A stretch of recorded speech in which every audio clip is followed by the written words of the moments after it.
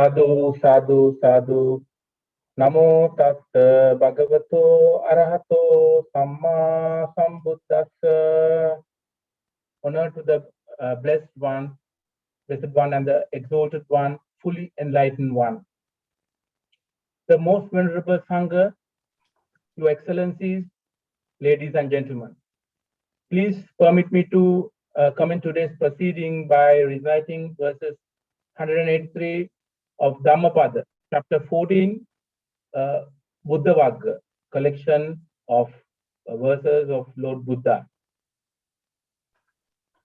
Sabba papassa akaranam, kusalassa upasampada, sachitta pariyo dapanang, etang buddhana sasanang. Avoid all evil actions. Cultivate wholesome actions. Tame your thoughts at all times, purifying your mind. These are the words of all Buddhas. It is with great pleasure and metta that I welcome all of you to 2021 Vesak Day Celebration organized by the International Buddhist Foundation, Geneva, with the collaboration of our permanent mission of the Democratic Socialist Republic of Sri Lanka to the United Nations. I am Vajra Ranasinghe, your moderator today for the Vesak Day celebration for this virtual event.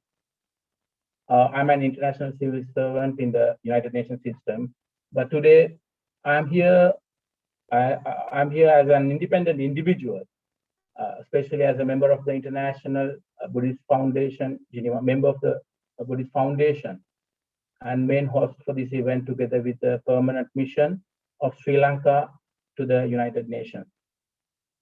As a moderator, I will do my best to follow the timelines to assist you in today's program. I trust we have some amazing, distinguished speakers who have been taking time to join us on this very special day. If I may quickly go through the agenda today, after the opening remarks by Venerable Vimaratna Thero, our president of the International Buddhist Foundation in Geneva, the welcome address will be delivered by His Excellency, Her Excellency Madam Tatiana Valovaya, Director General of the United Nations Office, Geneva.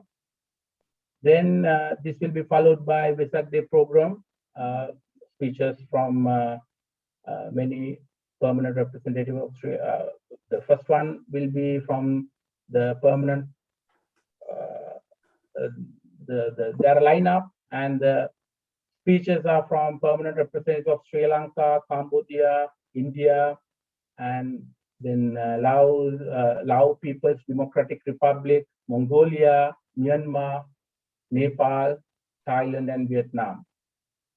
So if I missed anyone or any other representatives of any mission in Geneva, they are in the audience. I would like if they like to speak, please let me know. You can indicate this in the chat or raise your hand so we can schedule that at the end of this particular session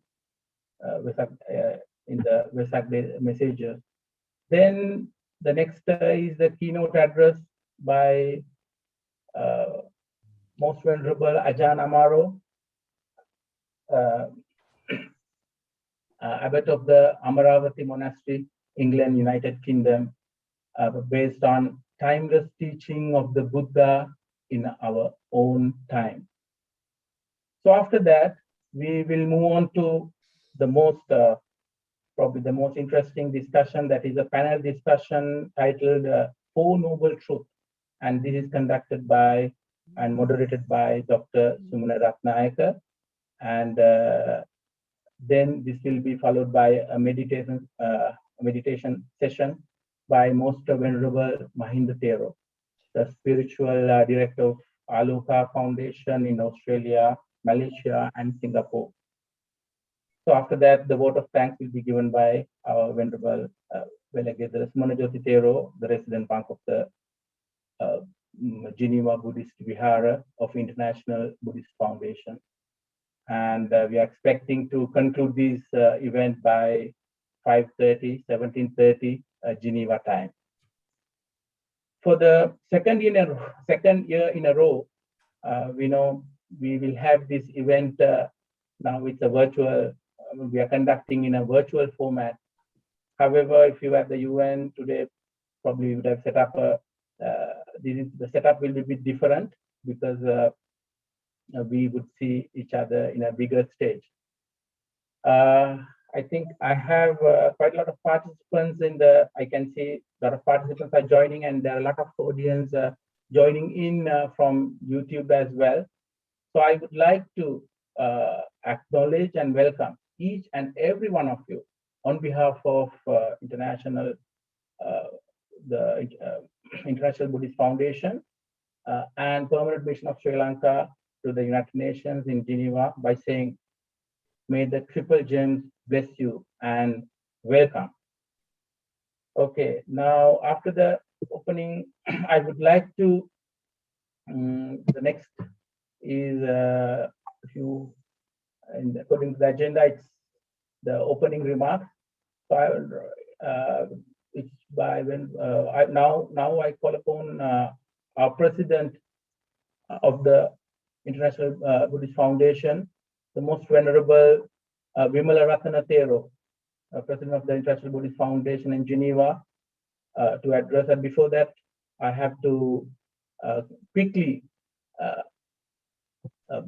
give a quick introduction of most venerable Halal Ratana Thero, who joined IBF in 2010, October 10th. You know, it's another significant day, 10-10-10.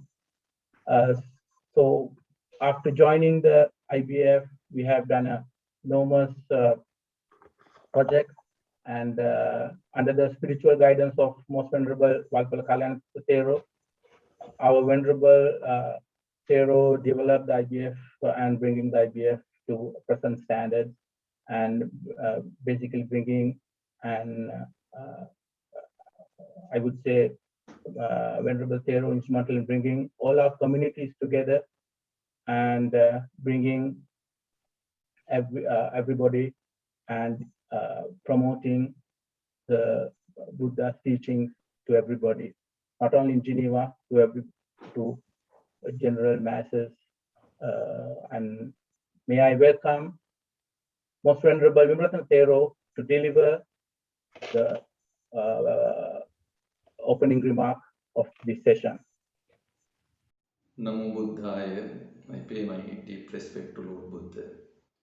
Venerable Buddhist monks, other religious dignitaries, excellencies, ladies and gentlemen. Vesak Day marks the birth, enlightenment and passing of Lord Buddha, most sacred of days for millions of Buddhists around the world.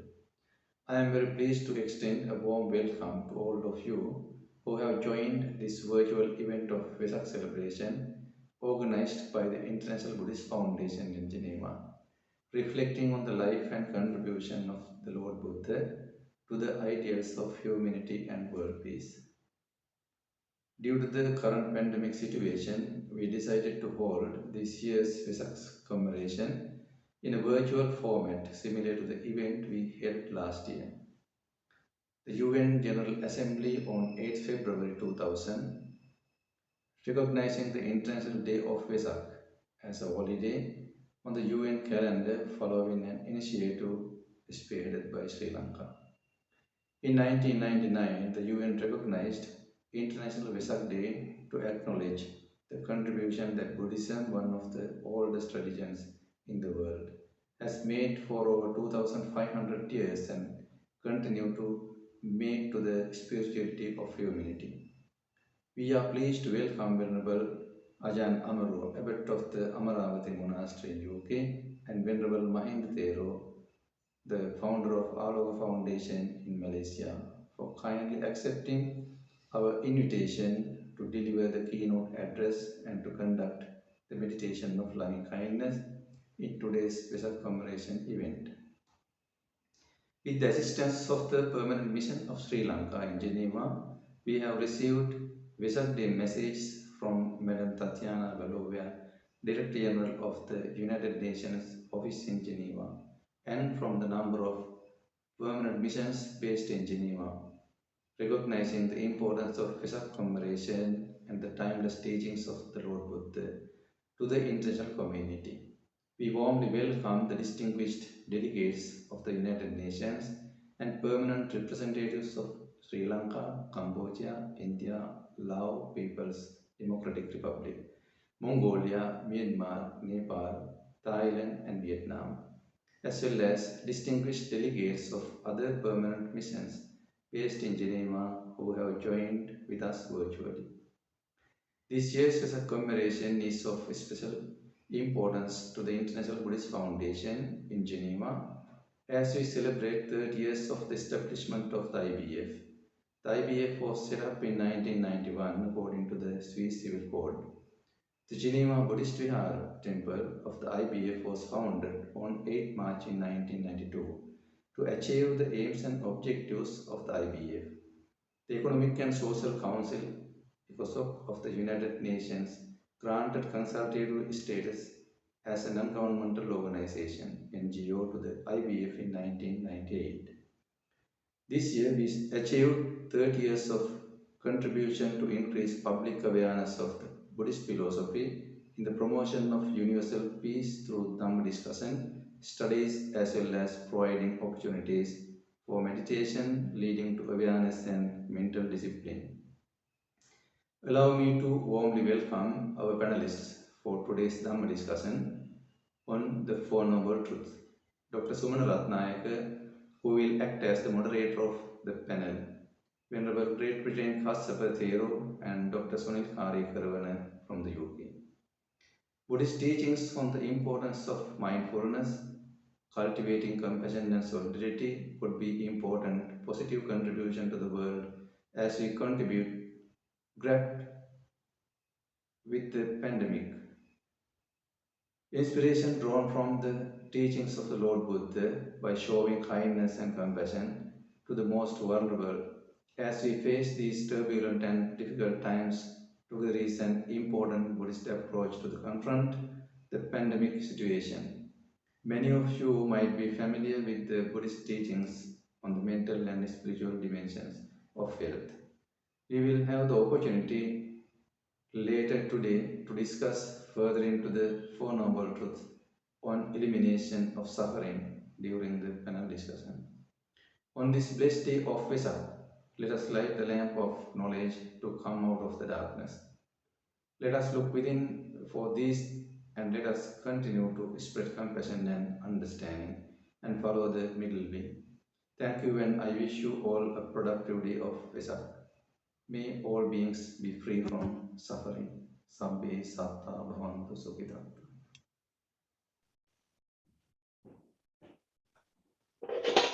Sadhu, sadhu, sadhu. I think we have some technical challenges, especially Venerable is in Sri Lanka these days. So I understand the issues that our Venerable is facing because of the current inclement weather. But with all that, we managed to get the message. So now I would like to, the next is the introduction, the welcome message by Her Excellency Madam Tatiana Valovaya, Director General of the United Nations Office, Geneva. So now it's going to be, next item is that.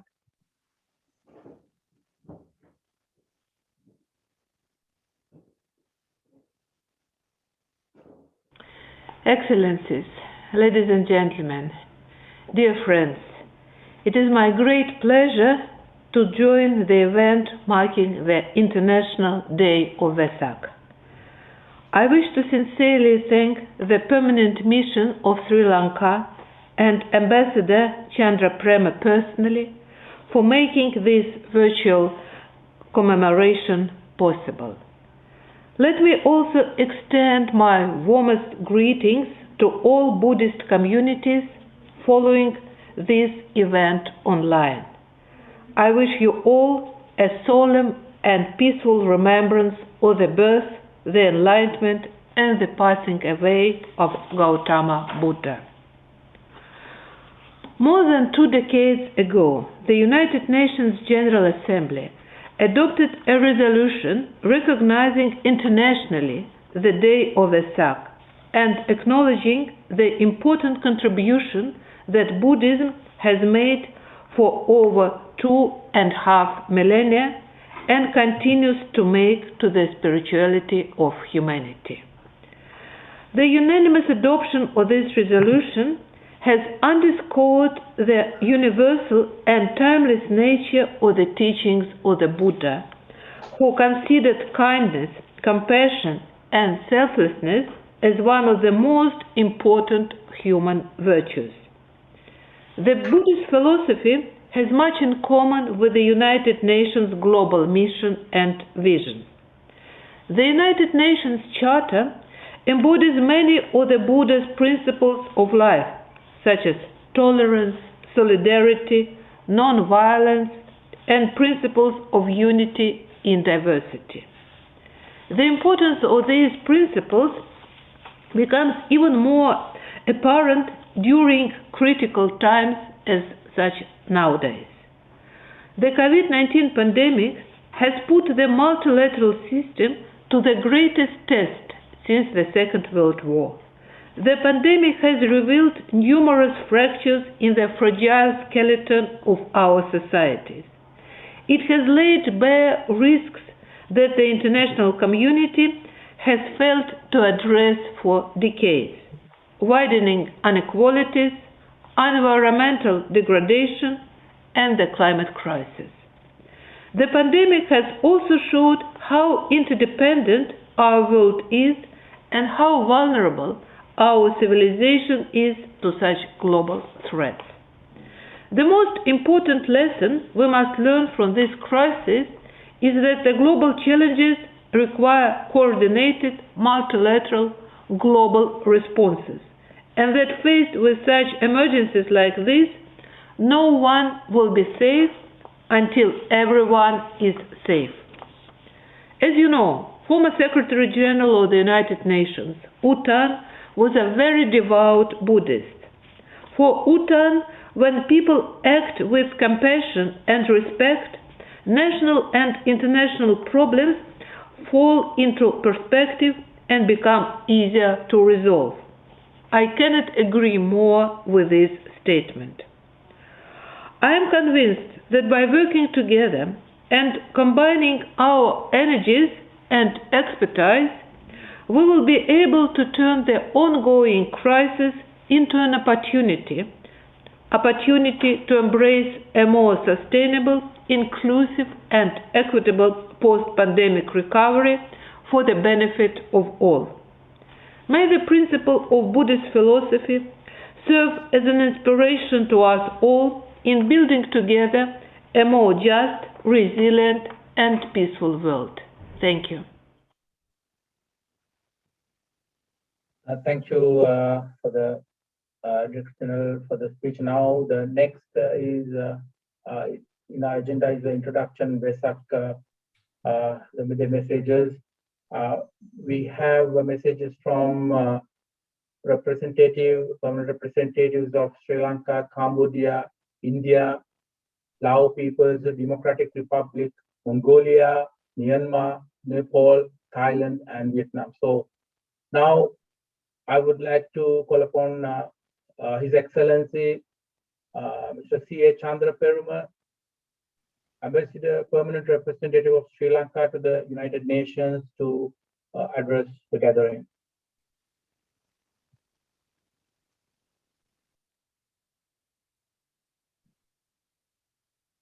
Venerable sirs, ladies and gentlemen, I am honored to deliver the short message on the occasion of Vesak Day, which is marked by Buddhists the world over as the day on which the Buddha Siddhaka Gautama was born, attained enlightenment, and passed away into Parinibbana. I am most grateful to the International Buddhist Foundation of Geneva and its chief incumbent, Venerable Halyale Gunaratna Nayakatera, for taking this initiative to organize this virtual event. We, as the Permanent Mission of Sri Lanka to the United Nations, fully support this noble endeavor. This also marks the 21st anniversary of the international recognition of Vesak by the United Nations pursuant to the adoption of UN General Assembly Resolution 54/115, which was initiated by Sri Lanka following a recommendation made at an international Buddhist conference convened in Colombo in November 1998. As we celebrate this International Day 21 years on, I take this opportunity to pay special tribute to the Honorable Lakshman Karya, the then Foreign Minister of Sri Lanka, who pioneered this initiative and proposed in his address to the UN General Assembly on 23rd September 1999 that Vesak be recognized as a special day at the United Nations. We also wish to recall with gratitude the solidarity and support that Sri Lanka received from Buddhist as well as non-Buddhist nations in taking this proposal through, leading to the first commemoration of Vesak at the UN in the year 2000. In this day and time, the Buddhist philosophy has much to offer the world, and the efforts being made by the International Buddhist Foundation of Geneva to take the message of the Buddha to the wider world is commendable. It is a unique humanitarian outlook of Buddhism and its emphasis on peace and tolerance that has helped different faiths and beliefs to flourish harmoniously and coexist side by side in societies and systems built on Buddhist values. The history of Sri Lanka demonstrates how the Buddhist attitude towards life ensured religious freedom at a time when such a concept was unknown in the world. In the 16th century, when the Portuguese colonial power expelled all Muslims from their domains in Sri Lanka, it was the Buddhist king of the Central Highlands who gave the Muslims refuge and accorded them the freedom to practice their religion. In the 17th century, when the Dutch colonial power banned the Roman Catholic Church, it was once again a Buddhist king of the Central Highlands who provided refuge for Roman Catholics within his realm and accorded the freedom of worship to them as well. To this day, Sri Lanka is a country where Hindus, Christians and Muslims have complete freedom of worship along with the majority Buddhists. This live and let live attitude, which goes hand in hand with the Buddhist way of thinking, resonates well with the expectations of the peoples of all cultures throughout the world in the modern era. This is one reason why Vesak is an event which is of significance not only to Buddhists but to the followers of all faiths in the world. As we mark the day of Vesak this year amidst a continuing global pandemic, let us draw inspiration from the life of the Buddha and his timeless teachings to build spiritual resilience. May all living beings be happy and well. Thank you. Thank you, His Excellency. Now, the next is His Excellency Mr. Sok Huan, an Ambassador, Permanent Representative of Cambodia to the United Nations, to address the gathering.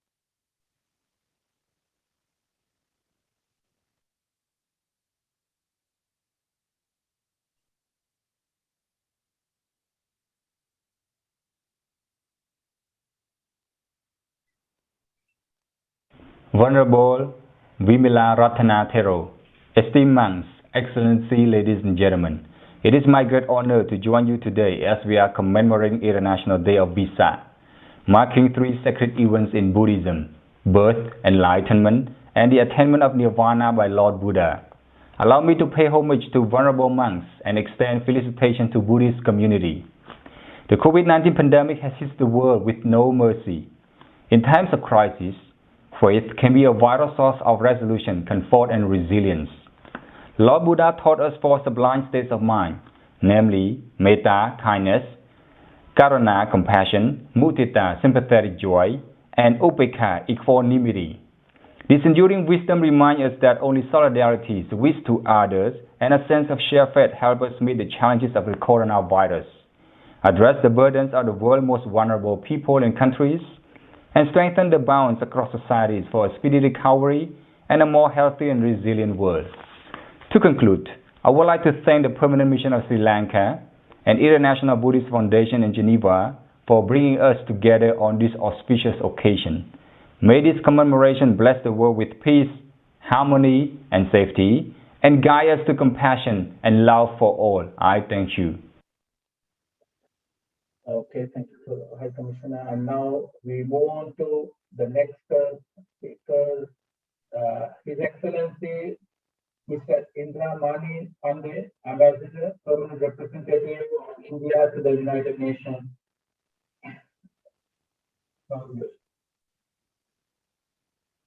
Excellency, Ambassador C.A. Chandraprema, Excellencies, fellow PRs, distinguished participants, Namaskar, Ayubuan, good afternoon. I am delighted to join this celebration organized by the Permanent Mission of Sri Lanka. I would like to begin by conveying my best wishes to you all on the auspicious occasion of International Vesak Day or Buddha Purnima. As we battle against COVID pandemic and the unprecedented socio-economic crisis caused by it, I seek blessings of Lord Buddha for success in our endeavors in overcoming this scourge. Buddha Purnima is a day of enormous religious and spiritual significance for the people who follow Buddhism in India, Sri Lanka, and in other countries of the world. Today, we commemorate the birth, the enlightenment, and Mahaparinirvana of Lord Buddha. It is a day to rejoice and celebrate. It is also a day to reflect on the thoughts and teachings of Lord Buddha and the relevance of his Dharma, which have been resonating across the globe for more than 2,500 years. Lord Buddha's first sermon in Varanasi, in Uttar Pradesh, in India, set in motion the wheel of Dharma. Dharma, with its emphasis on the pursuit of middle path, righteous behavior, wisdom, compassion, and camaraderie, as well as control over desires, offers a set of guiding principles to build a peaceful world. Lord Buddha's timeless message of non-violence is more relevant today than ever. Practice of non-violence in our thoughts, speech, and action is the key to peace and prosperity in the world. Vesak Day provides us an opportunity to rededicate ourselves to follow the principle of non-violence and practice it individually as well as collectively as societies and nations. The General Assembly, by its resolution of 1999, recognized internationally the day of Vesak to acknowledge the contribution that Buddhism has made and continues to make towards enlightenment of the entire humanity. Excellency, Vesak is an occasion for India, Sri Lanka, and other countries to celebrate our shared heritage of Buddhism, which has been a way of life for billions of people worldwide for over 2,500 years. It is a heritage that connects our societies and cultures. As close neighbors, the relationship between India and Sri Lanka draws its strength from our shared heritage of Buddhism as much as other common ethnic, religious, linguistic, and cultural links. On the blessed day of Vesak, let us light the lamp of knowledge to lead the world out of darkness and rededicate ourselves to follow the path of Buddha. I wish you all again a happy and blessed Buddha Purnima or International Vesak Day. Thank you. Thank you, His Excellency. Now we move on to next speaker, His Excellency Mr. Purev Suren Lundek, Ambassador, Permanent Representative of Mongolia to the United Nations. Floor is yours. Honorable President Vidamaratana, Your Excellency Madam Director General, distinguished guests, spiritual brothers and sisters. Today is the day on which we celebrate the greatest anniversary, the day on which our teacher, the Lord Buddha, was numbered among the enlightened and first attained the highest merit of Buddhahood. For centuries, Buddhism is an integral part of Mongolian identity and a spiritual link connecting all Mongols throughout the world. Mongols have learned from Buddhism and cherished and cultivated its virtuous ideas such as compassion, open-loudness, and peaceful resolution of differences. Even though Buddhism was banned in Mongolia during the communist rule area, Mongolia could establish and became the headquarters of the Asian Buddhist Conference for Peace. Today, we are witnessing the revival of Buddhism in Mongolia. In 2020, Parliament of Mongolia adopted a law declaring the Vesak Day as a new public holiday, and the Mongolian people is celebrating today by praying and giving to charity. A man's pursuit of enlightenment through self-salvation and mindfulness is the most valuable achievement of Buddhism. Buddhism's scientific approach and unique methods of cognition are attracting worldwide attention and are becoming an important subject of study. Especially, it became relevant in those harsh times of pandemic. The Buddhist meditation and mindfulness practice and techniques during the pandemic have the potential treatment of anxiety and depression. I'm proud to say that we Buddhists have great potential for spreading peace not only in our body, our family, and our country, but also to the whole world. May the idea of compassion ever spread to mankind. Thank you. Thank you, His Excellency.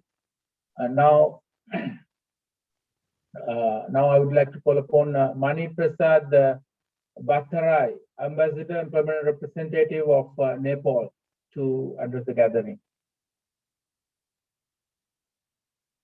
Venerable monks, excellencies, ladies and gentlemen, I wish to thank the Permanent Mission of Sri Lanka for organizing this virtual commemorative event to mark the International Day of Vesak, the day of birth, enlightenment, and passing into nirvana of Lord Gautam Buddha. On a full moon day, some 2.5 millennia ago, in the year 623 BC, Siddhartha Gautam, the Lord Buddha, was born in the sacred land of Lumbini, located in the Kapilvastu district of Nepal. This day, also known as Buddha Jayanti in Nepal, is particularly remarkable for Nepali people and for those observing Buddhism as their religion.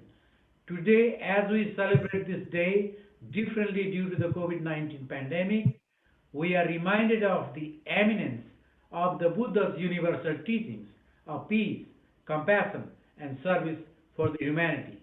Buddhism seeks to empower people. It inspires us to search for the answers to our problems and sufferings in our innermost sanctum of being. On this day, I, on behalf of the people of Nepal, the holy place of Lord Buddha, extend best wishes for a happy and peaceful life for all. Thank you. Thank you, His Excellency. Now it's the floor is. I would like to open the floor for Her Excellency, Madam Lee Thi Tuyat, my Ambassador, Permanent Representative of Vietnam to the United Nations. The floor is yours, ma'am.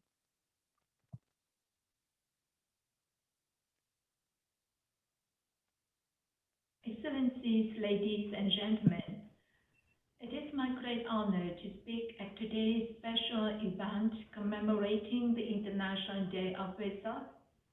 Allow me to pay my respect to venerable monks and express my warmest congratulations to the Buddhist community.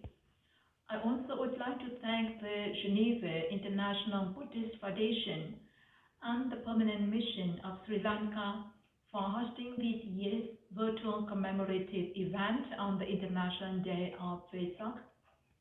Vesak Day is the most sacred day to millions of Buddhists around the world. Vesak means beyond a religious and cultural festival, with a long-lasting message of the Lord Buddha on peace, harmony, tolerance, and kindness to all people. For Vietnam, our Buddhist community has had the honor to host the United Nations Day of Vesak 3 times in 2008, 2014, and 2019. Since Buddhism was first introduced to Vietnam more than 2,000 years ago, Buddha's teachings have had enriched the values of the Vietnamese people and culture. Love, compassion, altruism, and tolerance are the sources of strength that has helped our people to overcome many insurmountable challenges and difficulties throughout our history.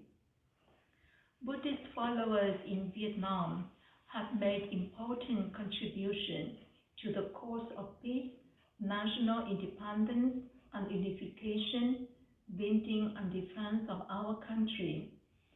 Nowadays in Vietnam, Buddhism continues to thrive and coexist with other religions in harmony, sharing the aspiration for peace, development, and prosperity of our country and the well-being and happiness of the people. These days, the Buddhist community in Vietnam are celebrating the Vesak Day with strict measures of COVID-19 prevention to ensure the safety and health of the people. To avoid congested ritual gathering in persons, some pagodas are holding Vesak Day ceremonies live streaming on social networks such as Facebook, YouTube. On the International Day of Vesak, let us celebrate Lord Buddha's wisdom by taking actions for others with compassion and solidarity, renewing our commitments to stop and recover from the COVID-19 pandemic, for world peace and sustainable development, for the well-being of all people. I thank you for your kind attention and wish you all a happy Vesak Day. Thank you, Madam Excellency. Now, I would like to call upon Her Excellency, Madam E. Tin, Ambassador, Deputy Permanent Representative, and Charge Affairs of Myanmar to the United Nations, to take the floor. Most Venerable, Her Excellency Madam Tatiana Palavera, Excellencies, ladies and gentlemen, on behalf of the people of the Republic of the Union of Myanmar and on my own behalf, I have the honor to extend our warmest congratulations to the International Buddhist Foundation Geneva for hosting the Vesak Day Celebration and the Permanent Mission of Sri Lanka for providing assistance to IPF making this event happen. The Vesak Day is the most sacred day joyously celebrated by Buddhist devotees in commemoration of the 3 most important events in the life of Lord Buddha. The day of Buddha was born, the day of Buddha attained the enlightenment and gave the very first sermon, and the day of Buddha passed away. Lord Buddha taught us to lead a life of ethics and spirituality, to follow the noble path that would lead to ultimate liberation from bodily sufferings. Although it has been thousands of years, Lord Buddha passed away, his teachings, philosophy, and sermons are still accepting and practicing around the world, not only as a religion, but also a kind of philosophy to take. I firmly believe that the annual celebration of Vesak Day will contribute to our common endeavors to promote the culture of peace and harmony in this highly diverse world. As today is also the remarkable day of the 21st anniversary of the resolution in recognizing the International Day of Vesak as a holiday on the UN calendar. Taking this opportunity, may I extend best wishes to everyone, loving kindness, boundless compassion of Buddhism, to all participants of this Vesak Day celebration, and to all the peoples of the world. And thank you. Thank you, Madam Excellency. Now, I would like to call upon His Excellency Mr. Rangvuti Veera Bertra, Ambassador, Deputy Permanent Representative of Charge the Affairs of Thailand to the United Nations, to take the floor. Venerable Madam Director General of the United Nations Office Geneva.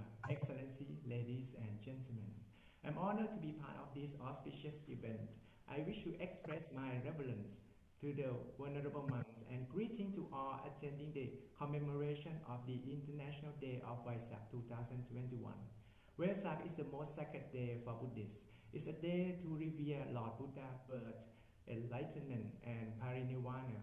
It's also a day to reflect on his timeless teaching, the Dharma, especially the middle path or balanced approach, which avoid extreme and pursue truth, possibility, and solution that lies within.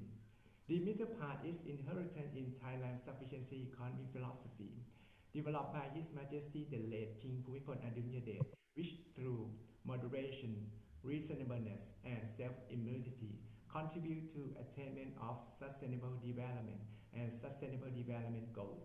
Excellency, ladies and gentlemen, let us to the teaching of Lord Buddha. With our compassion, help those affected overcome COVID-19 adversity and show to our solidarity, our commitment to international cooperation to advance peace, inclusiveness, compassion, and collaboration, and our determination to live up to our people's expectation to build back better for all. Thank you. Thank you, His Excellency. Now, the final speech today, I would like to call upon Mr. Sitsangon Sisaket, Deputy Permanent Representative, Charge the Affairs of the Laos to the United Nations. Floor is yours. Venerable Monks, Excellency, ladies and gentlemen, at the outset, I wish to thank the Permanent Mission of Sri Lanka for hosting this meaningful event. Please allow me to extend my best wishes to all Buddhists worldwide.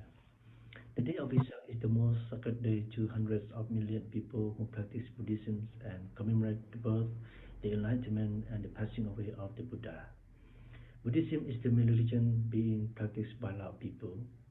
It plays a significant role in our daily life as it contributes to promote nonviolent, peaceful coexistence, morality, and mutual understanding and respect among people of various ethnic groups in Laos. The world is facing with the escalating COVID-19 crisis and consequences. Moreover, the unequal distributions of the COVID-19 vaccines and medicines is a major challenge. Thus, teachings of Lord Buddha are more relevant today, especially the principle of equality. I quote, that all living entities are equal. I therefore call on the international community to intensify its concerted efforts based on this principle to ensure equal and equitable access to COVID-19 vaccines and medicines, and to make the world a better place for all of us to live happily in peace and harmony. I wish everyone a happy International Day of Vesak. I thank you. Thank you, Mr. President. I think, thank you, Mr. Sisaket, and that concludes the messages from all the permanent missions of Geneva. If you have anybody in the audience, now is the time. I think looks like we don't have any. Yeah, nobody has contacted us on that. So now it's the next item. It's going to be done by the introduction of Keynote Address. It will be done by Venerable Ajahn Amaro, abbot of the Amaravati Monastery, England, on timeless teaching of the Buddha in our own time. So before I give the floor, I would like to give, because we are running out of time, so we all know who Ajahn Amaro is. Venerable, you are most welcome to the program, and I think since you are well known all over the world, and I'm not going into introducing you to everybody. So let me welcome you to address address this gathering. Thank you very much indeed. And first of all, can I check that my voice is clear enough? Is this loud enough? It's clear. Thank you.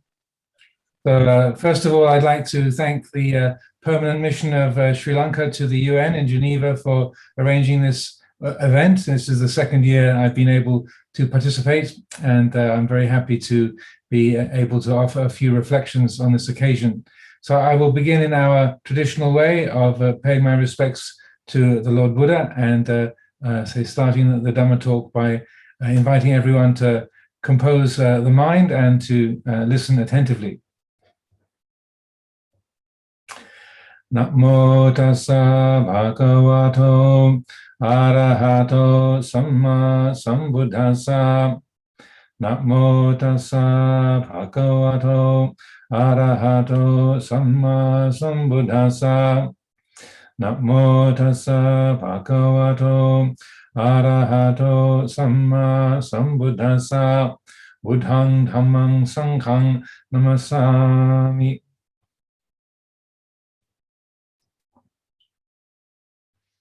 On this occasion of Vesak Puja, this year 2021, I am very happy to offer these reflections. The title of the talk today that was suggested to me was Timeless Teaching of the Buddha in Our Own Time. So I thought I would reflect on these three significant events in the life of the Lord Buddha that so many of the representatives have mentioned, and to consider how these are significant, or how we can reflect upon these to inform our life and our work in the world during these difficult times of the COVID pandemic, but also many other difficulties and struggles that are occurring around the planet. So first of all, the birth of the Bodhisattva took place in Lumbini, as was mentioned by the representative from Nepal. And one of the interesting teachings that the Buddha gave with respect to his birth is in a sutta in the Majjhima Nikaya called Wonderful and Marvelous. It's sutta number 123. So I thought I would share that with you today, as it bears very directly upon our, say, how we can work with our minds to make our life and the lives of people around us more beneficial and of, say, more effective in the work that we do. The story begins with Venerable Ananda gathered together with a few other Sangha members in a hall in the monastery, and the Venerable Ananda was describing to the group the many wonderful and marvelous miraculous events around the birth of the Bodhisattva, saying how the Queen Mahamaya, she didn't experience any discomfort during the time that she was pregnant, how she'd had a dream of a white elephant with 6 tusks entering her side. It was, say, indicated the conception of the Bodhisattva in her womb, how when she gave birth standing up and didn't experience any pain, and that when the baby appeared, then the baby was caught by devatas, and that the air from the sky that produced streams of cool and warm water to wash the newborn baby. And after each of these statements, Venerable Ananda said, "This is another wonderful and marvelous quality of the Lord Buddha." Then he described how immediately after the birth of the Bodhisattva, he stood up and walked and took 7 steps, and a lotus flower appeared from the ground under each footstep. And again saying, this is a wonderful and marvelous quality of the Lord Buddha. And then after taking 7 steps, then the newborn baby raised a hand in the air and said, "I am the leader in the world, I am the foremost in the world." And this is another wonderful and marvelous quality of the Lord Buddha. So this list of miraculous and extraordinary events was being described by Venerable Ananda. And then at that point, the Lord Buddha himself arrived in the hall. And as he usually did on these occasions, he said, "What was the reason that you were gathered here? What were you talking about? And what was the discussion that was interrupted when I arrived? Because you all stopped speaking when I appeared in this Dhamma hall." So Venerable Ananda described exactly what he had been saying to the rest of the Sangha, and said, these are wonderful and marvelous qualities of the Lord Buddha. So then after hearing that whole recitation, then the Buddha said, would you like to hear of another wonderful and marvelous quality of the Tathagata? And you can imagine them all sort of leaning forward and thinking, oh yes, we'd like to hear some more. This is these amazing, incredible stories. This is so strange, so mysterious, so wonderful, so inspiring.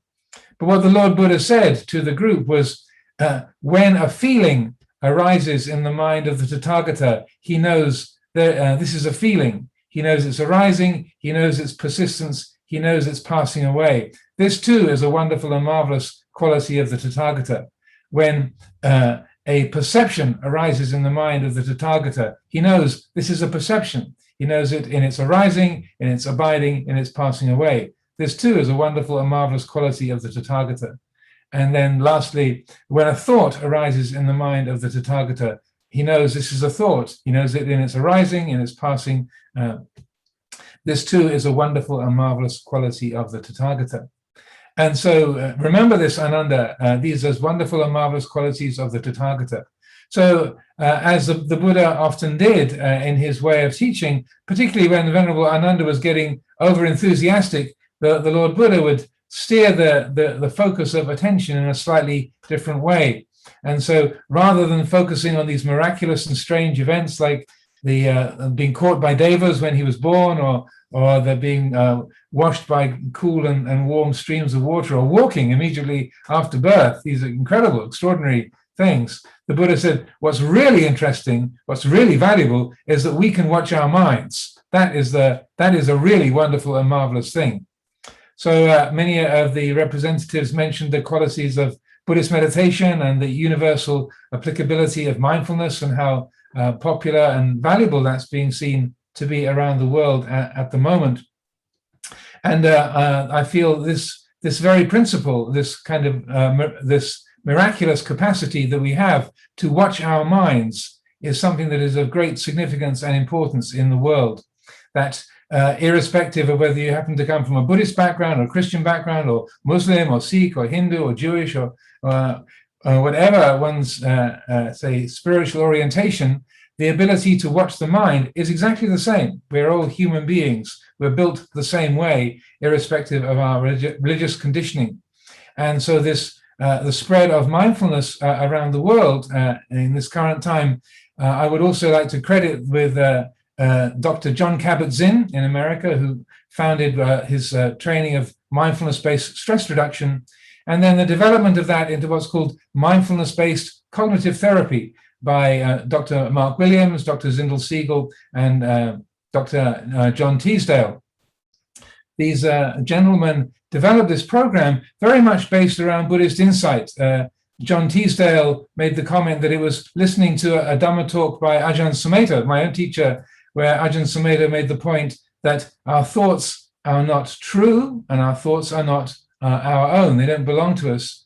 And Dr. John Teasdale, he took that principle, worked it together with mindfulness-based stress reduction, and developed mindfulness-based cognitive therapy, particularly focused on being a resource for working with depression, but it's also applicable in many other areas. And the essence of that mode of working with the mind, which I really rejoice in the fact that it's usable by people of every background, every spiritual disposition, and from school children, people in the business world, people in the medical field.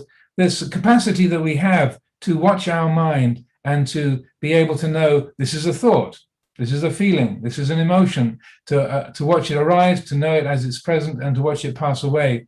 This, I feel, is an extraordinarily precious gift that the Buddha's teaching has brought to us, and the many and various, say, descriptions of meditation that we have in the Buddhist suttas. They go into a great detail, but I feel that in this current time, particularly dealing with feelings of anxiety, fear with respect to the COVID-19 pandemic, dealing with social issues, here in the UK, the levels of domestic violence have increased enormously during the pandemic. The difficulties, economic difficulties, stresses of businesses closing down have been very high. So many say problems have arisen during the pandemic, along with the medical ones. And I feel that this say, trainings in mindfulness and the use of mindfulness practices within the educational field, within the business world, within the medical field, mental health, and also physical health.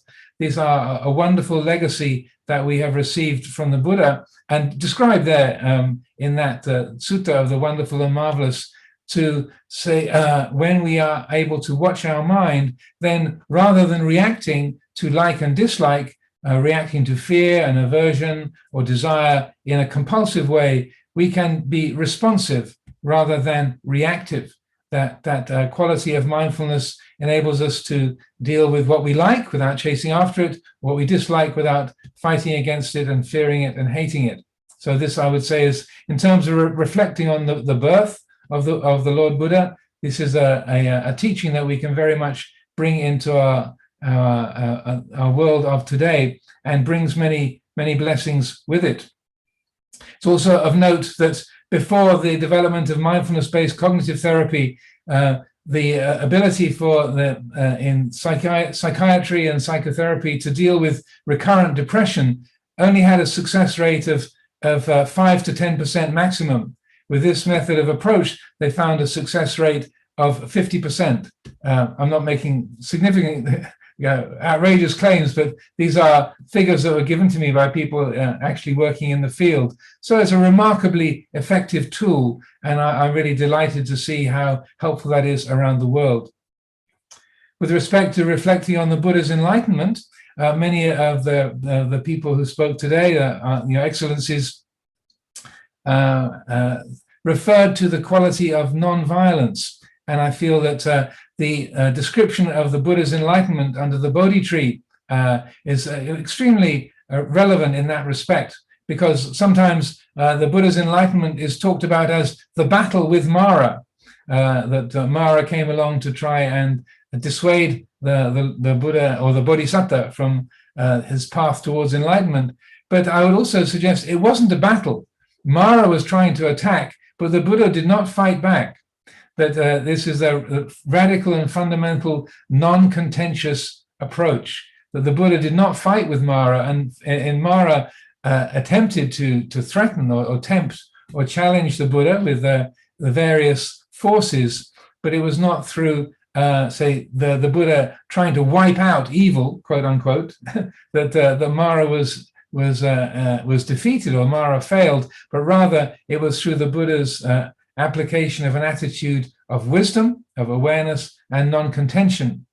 So under the Bodhi tree, the forces of Mara were firstly those of fear. It sent in the army of demons to try and bring up the aversion or fear in the Bodhisattva, and he knew that this is just Mara's army. There's nothing to be afraid of, and as they hurled spears and arrows were fired towards him, the spears turned into beams of light, and the arrows turned into flowers and rained down on the ground. And the Buddha was unable to be hurt. Then the daughters of Mara were sent in to try and move the Bodhisattva's mind towards desire. But again, he wasn't shaken, he wasn't disturbed or moved by that. And then lastly, according to some versions of the story, the vision of the Buddha's father, King Suddhodana, appeared before him with tears running down his face, saying, the kingdom is falling apart since you left. You're such a gifted boy. You're so wonderful as a prince, and you've gone off to live this religious life, and things are falling apart. But I understand that you want to do your spiritual thing, but really, just to let you know that the kingdom would be so much better if you came back and took over. And so this is the forces of responsibility and duty.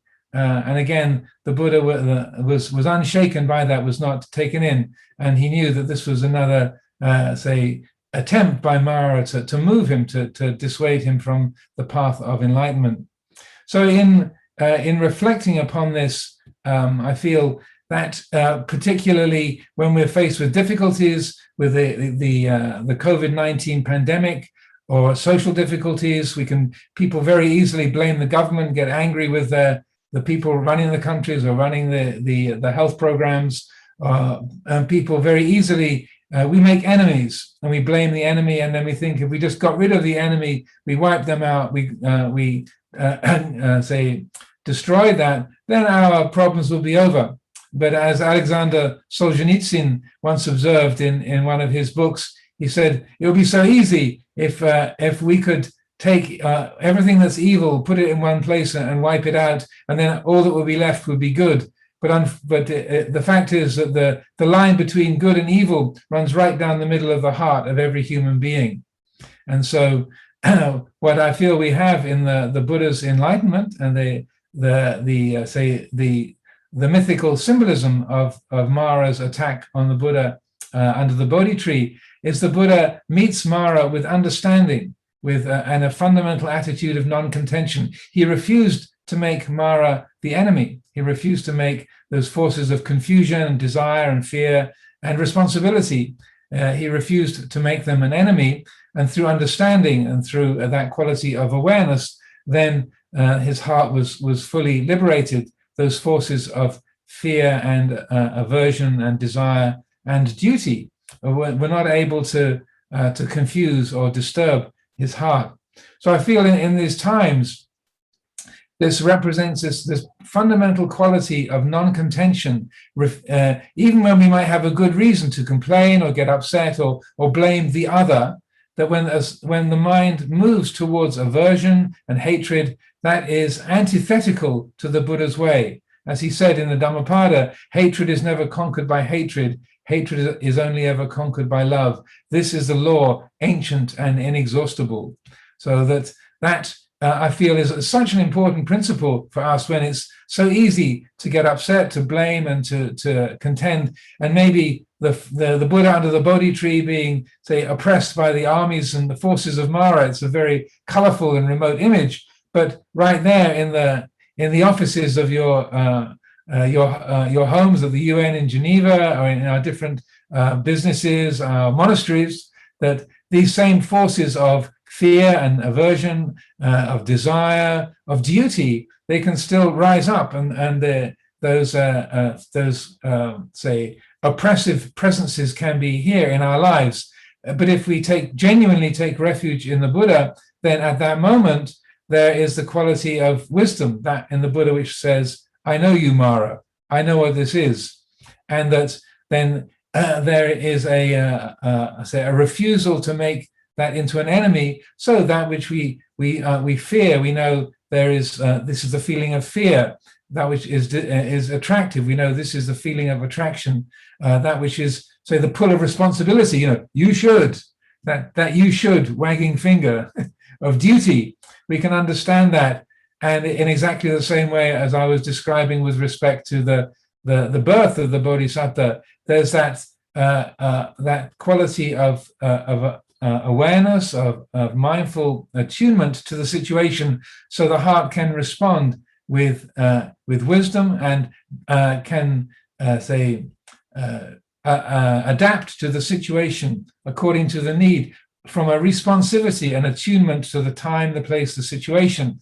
And whether it's time to take action and do something, or time to be still, time to speak up or to be quiet, those actions are guided solely by mindfulness and wisdom in a responsive way, rather than a half-conscious reaction to like and dislike, and to compulsion or to social pressure.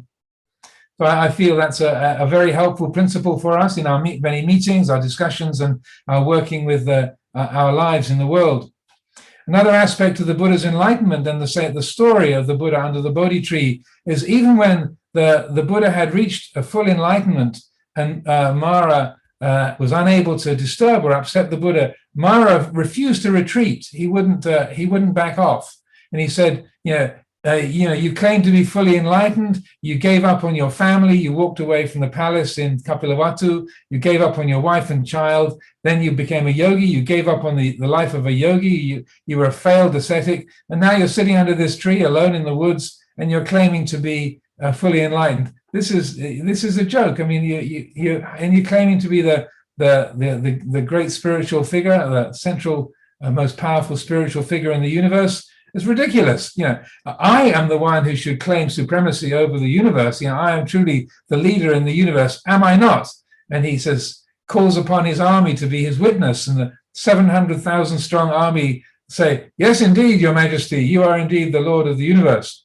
So Mara said, these are my witnesses that support my claim to supremacy in the universe. Who do you have to back you up? And that's when the Buddha reached down and touched the earth. And then the earth goddess Dharani rose up from the earth. And then she said this great declaration, this is my true son. And he has done everything necessary to claim full and complete enlightenment. And you, Mara, are defeated. Then she unwrapped her hair, and this great flood of water appeared from her hair, and the army of Mara was washed away. So again, that might sound like a very remote and strange, say, mythical tale, but it relates to our own life in very practical ways. The Buddha reached down and touched the earth. He called upon the Earth Mother to be his witness. So in a way, when his experience of enlightenment was just internal, he knew that his heart was liberated, but it was an internal experience, that reaching down and touching the earth, calling upon the material world and the forces of nature to be his witness, that touching the earth is how wisdom interacts with compassion, I would say. How in our reflections on the nature of the Buddha, how vijja, awareness and awakened wisdom, combines together with charana, skillful conduct. We speak of the qualities of the Buddha, vijja charana sampanno, impeccable, fully accomplished in knowledge and conduct, in wisdom and conduct. So along with the vijja as the internal experience, it was only when he touched the earth and the earth goddess became his witness, then the forces of Mara were truly dispelled. So I feel that that's a powerful spiritual symbol for us. So it's not just a matter of us having insight or a quality of understanding. That understanding needs to be embodied in what we do, in what we say, and the work we engage in compassionate activity in the world. And particularly, many of you are speaking about the importance of cooperation, of establishing values of equality and fairness, like sharing the vaccines equally around the world. I fully support that initiative from our representative from the Republic of Laos. And these the principles of fairness, justice, cooperation, or as was said right at the beginning, a coordinated multilateral response. I would say that's the touching of the earth. Okay, there might be these qualities of wisdom and awareness, but how do we bring that into the world? What's the charana? What's the conduct that matches that? That is the natural, say, emergent quality from that wisdom. And so wisdom on its own, vijja on its own, in a way, that in that symbol of the Buddha's enlightenment, Mara's army is not dispelled, but it's when that the quality and the humility to touch the earth, that the Buddha was humble enough to say, yes, I need a witness. And when he was humble enough to acknowledge that a witness was needed, then the earth goddess Dharani rose up, and then the enlightenment was complete in that way. So this is not the only way to interpret these stories. I wouldn't say this needs to be looked upon as definitive. I'm not making that claim, but one way of reflecting upon these stories and how they can inform the way that we work in the world. Similarly, in terms of conduct, charana, in our Buddhist tradition, we speak of the 5 precepts as a basic mode of behavior and conduct, skillful behavior in the world. And I would say that crosses religious barriers, and whether we have a commitment to a particular religious path or not. The living by the 5 precepts is something that the Lord Buddha outlined as something that's intrinsically skillful and beneficial, however we call it, whatever way we language it, choosing non-violence, to not kill, choosing to respect the property of other people, to not steal, to have responsible relationships in terms of our connection with other people, to be not deceitful or abusive or taking advantage of people in terms of sexual behavior and relationships, to not steal, to is a way. One aspect of honesty, but not cheating on your partner is another very important aspect of honesty. To not lie, to observe the precept of honesty in our speech, in our actions, the way we represent ourselves in the world is very important. And then the fifth precept of refraining from drugs and alcohol that confuse the mind, that dull mindfulness. That's according to our Buddhist texts, the fifth precept is in a slightly different category to the first four. Sometimes the Buddha mentions just the first four in terms of wholesome action, kusala kamma. But the fifth precept is in a way almost more important than the first four, because when, as I'm sure everybody who's assembled here today knows, when you've had a few drinks, so you've had taken some drugs that dull the mindfulness, then the first four precepts have are much less likely to sustain themselves. It brings the fence down that say guards the heart from engaging in foolish and destructive behaviors. So living by the five precepts, the Buddha referred to not just as a limit on our behavior, but he also called these the five mahadana, the five great gifts, in a sutta called the streams of merit in the book of the eights in the Anguttara Nikaya. Then the Buddha said these are five great gifts. So when we choose to be non-violent, we choose to respect the property of others, we choose to respect our relationships, we choose to not tell lies, and we choose to take the path of sobriety and mindfulness. That's a gift to the people that we live with. That's a gift to the world around us. So this is what is called abhayadana, the giving of fearlessness.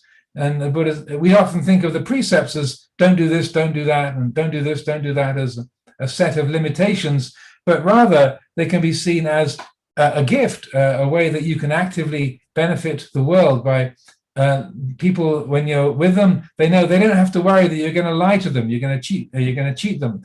You don't have to protect your property or worry that you're going to be deceived or hurt, because that there's a gift of fearlessness. There's the abhayadana. The last thing I'd like to share, and I realize I've just got a few more minutes left, to reflect upon the parinibbana, the final passing away of the Lord Buddha. So one of the things that is significant, I feel, about the story, the Mahaparinibbana Sutta, Digha Nikaya, in the long discourses, Sutta number 16, is the discourse about the Buddha's final passing away, Mahaparinibbana Sutta.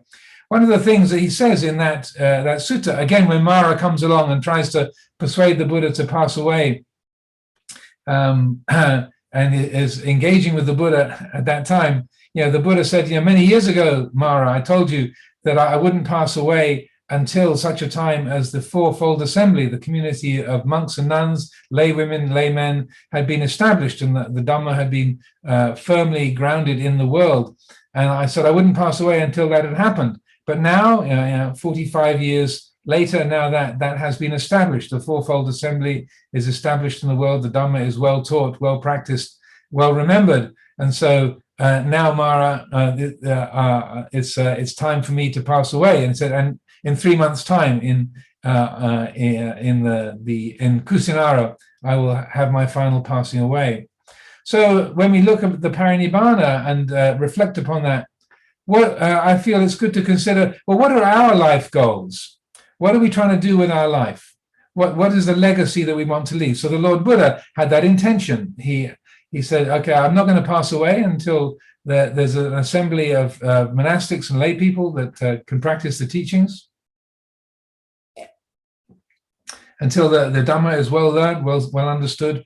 And in that endeavor, he's been remarkably successful. 2,600 years later, the Sangha is still active in the world. The Buddha Dhamma is a useful presence.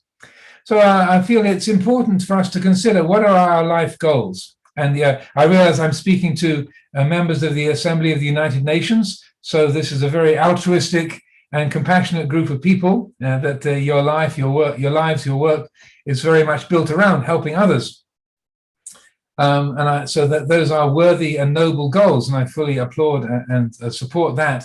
But it's interesting to consider, so the Buddha had that intention, but he wasn't able to establish the teachings and the fourfold assembly just because it was an inspiration. It wasn't just an idea. It wasn't just a plan or a program that he worked out by himself or with his companions and friends.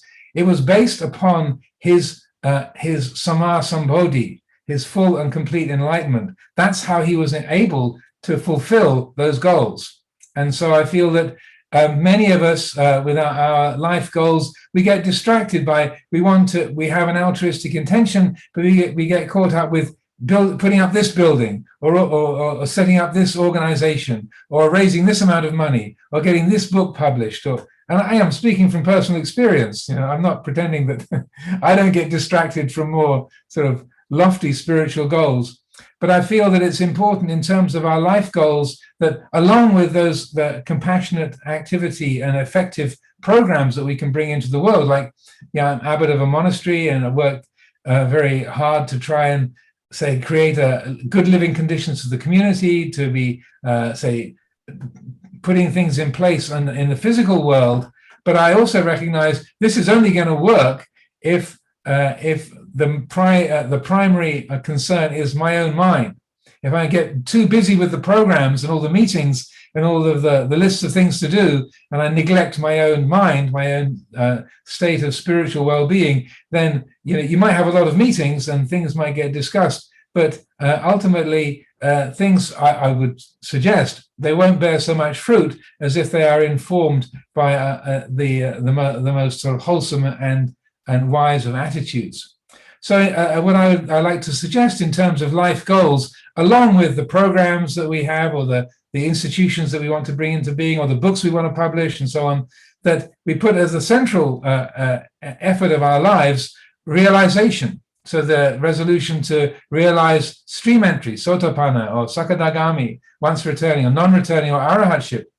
At the very least, I would say, aim to realize the insights pertaining to stream entry. I feel that in a way it's almost like something that is people might think of as being inflated or overambitious, or that's something for other people. But I feel that the Buddha was so effective in his work in the world because of his extraordinarily liberated mind and the depth of wisdom that came from his liberation. So that if we really want our work in the world to be most effective, I would suggest the more that is informed by a genuine quality of liberation of the heart, that will be, the greatest legacy or the most, beneficial bequest that can come from our lives into the world. So with this respect, it might seem like a bit of a tall order, but I would suggest that rather than making our worldly goals just either on a superior level, establishing wholesome, compassionate programs, but on a less exalted level, for many people, the goal of their life is a good retirement home, being able to get your kids into your grandchildren into good colleges, to have your company make a lot of money or be expanded around the world. Or to have your publications, your academic papers or your books being admired and getting rave reviews in prestigious journals and newspapers, or leaving a lot of money to your children and your grandchildren, or getting a big fancy obituary in the early towards the front of the national newspaper. I would say we can do better than that. We can, those things I would say are an offshoot or a side effect of our lives. But the more that we can direct our efforts towards the realization of stream entry or deeper levels of liberation, then that is a very skillful and helpful life goal to set in place to make that kind of resolution. And then in that respect, I feel that it's the last thing I thought I would share today is what the Buddha described in what's called the Siddhaka Sutra, or the simile of the acrobats. This is in the Samyutta Nikaya, the connected discourses about Satipatthana, the foundations of mindfulness. the Buddha tells a story of how in the town of Siddhaka there was a street acrobat and his a little assistant who's had the nickname Frying Pan. And there's no, it's not described why her name was Frying Pan, but seems to be what her name was. And it was a street acrobat, and so the father said to the child, and it would be the kind of acrobatic trick where the father would hold up a bamboo pole and the child would climb up the pole and do various tricks. Those of you who are familiar with who live in India, you might have seen the street acrobats still doing these things. But on the cover of the book, A Fine Balance by an author called Rohit Mistry, there's a photograph of such an acrobat and the little child at the top of the pole. So the father said, I'll be mindful of you, you be mindful of me. That's the way that you can climb up the pole, do your tricks, climb down safely, and we'll please the crowd and get a good fee.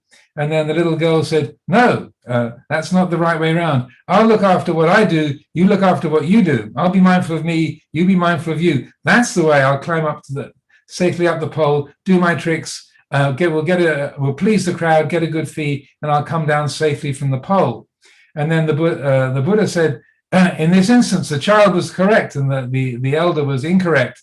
And by helping ourselves, that's the best way that we have of helping others is to help ourselves. And how do we help others by helping ourselves? By practicing the 4 foundations of mindfulness: mindfulness of the body, mindfulness of feelings, mindfulness of moods and mind states, and mindfulness in terms of Dharma.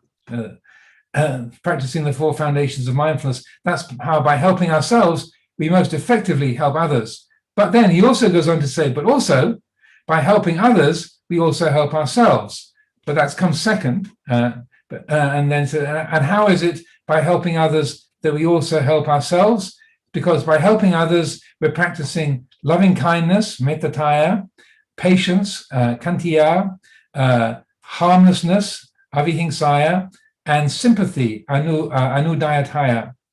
By practicing those qualities in relationship to helping others, that also rebounds and resonates and benefits our own lives. So I take this occasion to encourage all of us who are engaged in a lot of compassionate and important work in the world that to see that the way I would suggest, I offer for reflection, that the way our work and our lives can be most effective in the world is if we place the development of wisdom, insight, and liberation of our own life, our own heart, our own mind at the very center, and that that's how we most effectively help others, is through the development of the foundations of mindfulness, the factors of enlightenment, and the liberation that comes from that. So I offer these words for consideration on this occasion today, and please, whatever is useful that I have said, please take it and keep it with you. Whatever is not useful, then please leave it aside.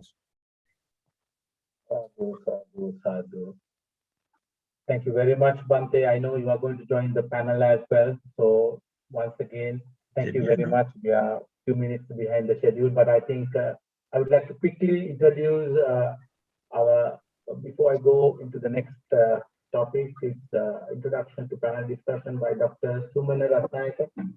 Since he's new, probably it's not new, he's not new to the wide audience, but I would like to take a few sentences to explain who Dr. Sumana Ratnayaka is. He's who hails from Sri Lanka and a lecturer in Sri Lanka, where he studied at Kelaniya, Uppsala, Oxford, Lund, and Peradeniya universities, and a degree and a master's and a PhD from the Peradeniya.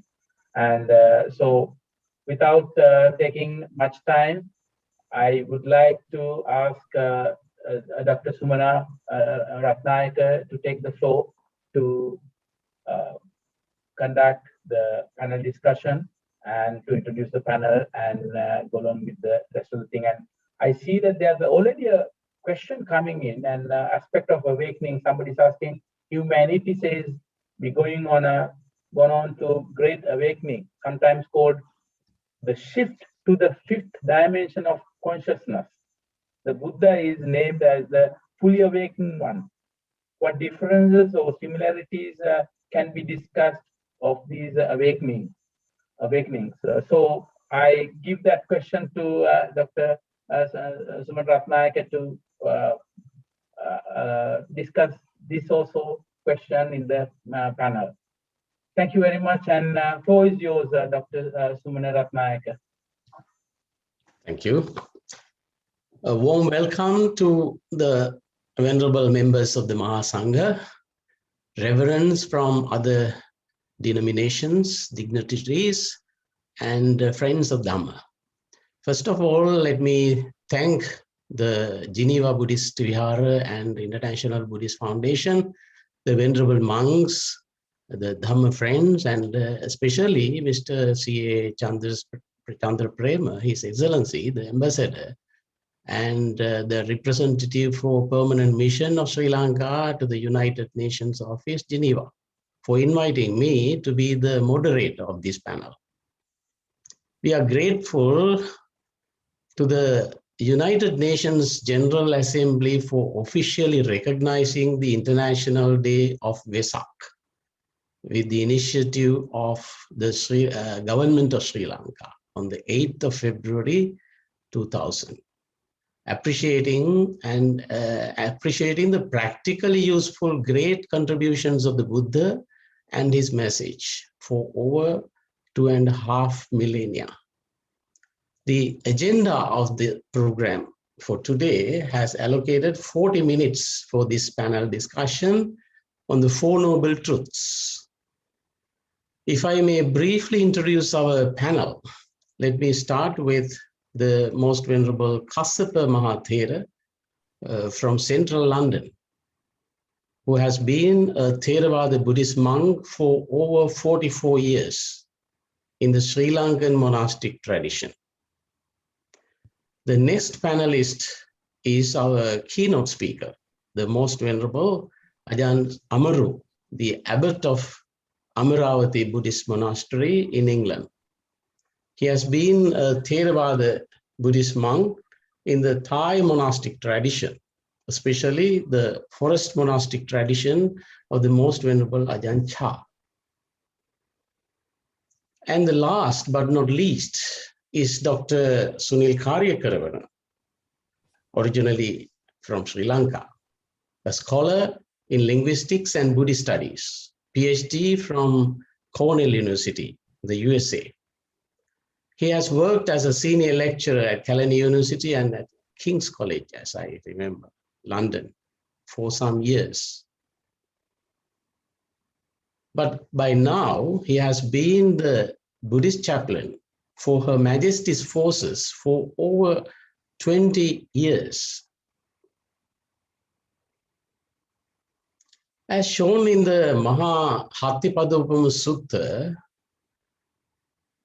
the greater discourse of the simile of the elephant's footprint, just as the footprint of any living being that walks can be placed within the elephant's footprint, all wholesome states can be included into the Four Noble Truths. The Noble Truth of suffering, the Noble Truth of the origin of suffering, the Noble Truth of the cessation of suffering, and the Noble Truth of the way leading to the cessation of suffering. Just to introduce what we are now going to talk on. And I came to know that Venerable Kassapa, when he was 13 years old, he became interested in practicing Buddhism and became a novice Buddhist monk at the age of 14,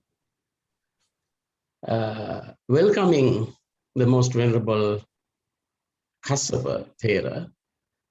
Can you please briefly tell us whether you had any knowledge about the Four Noble Truths at that age, or else what other teachings of the Buddha inspired you, Venerable, then?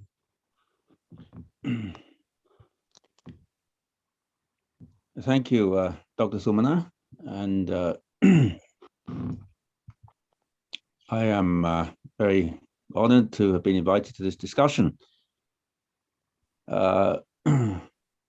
my knowledge of the Four Noble Truths, I could explain as being some sense of this phenomenon of suffering due perhaps to my mother's illness.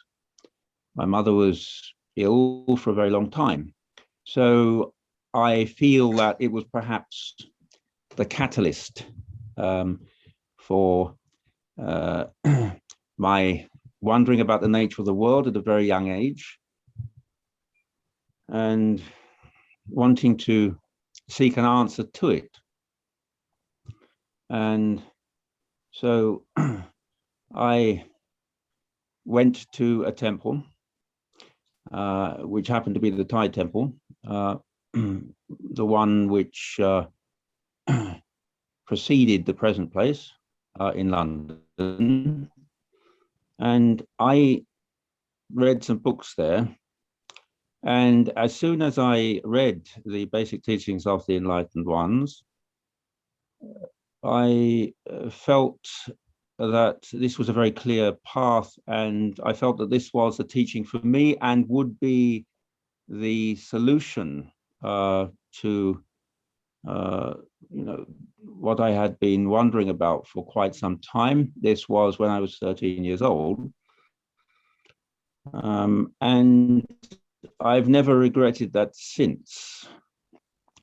So my knowledge of the Four Noble Truths came from certain very fundamental books, as doctrine, such as What the Buddha Taught and The Buddha's Ancient Past by Venerable Piyadasi, and The Word of the Buddha by Venerable Ñāṇatiloka.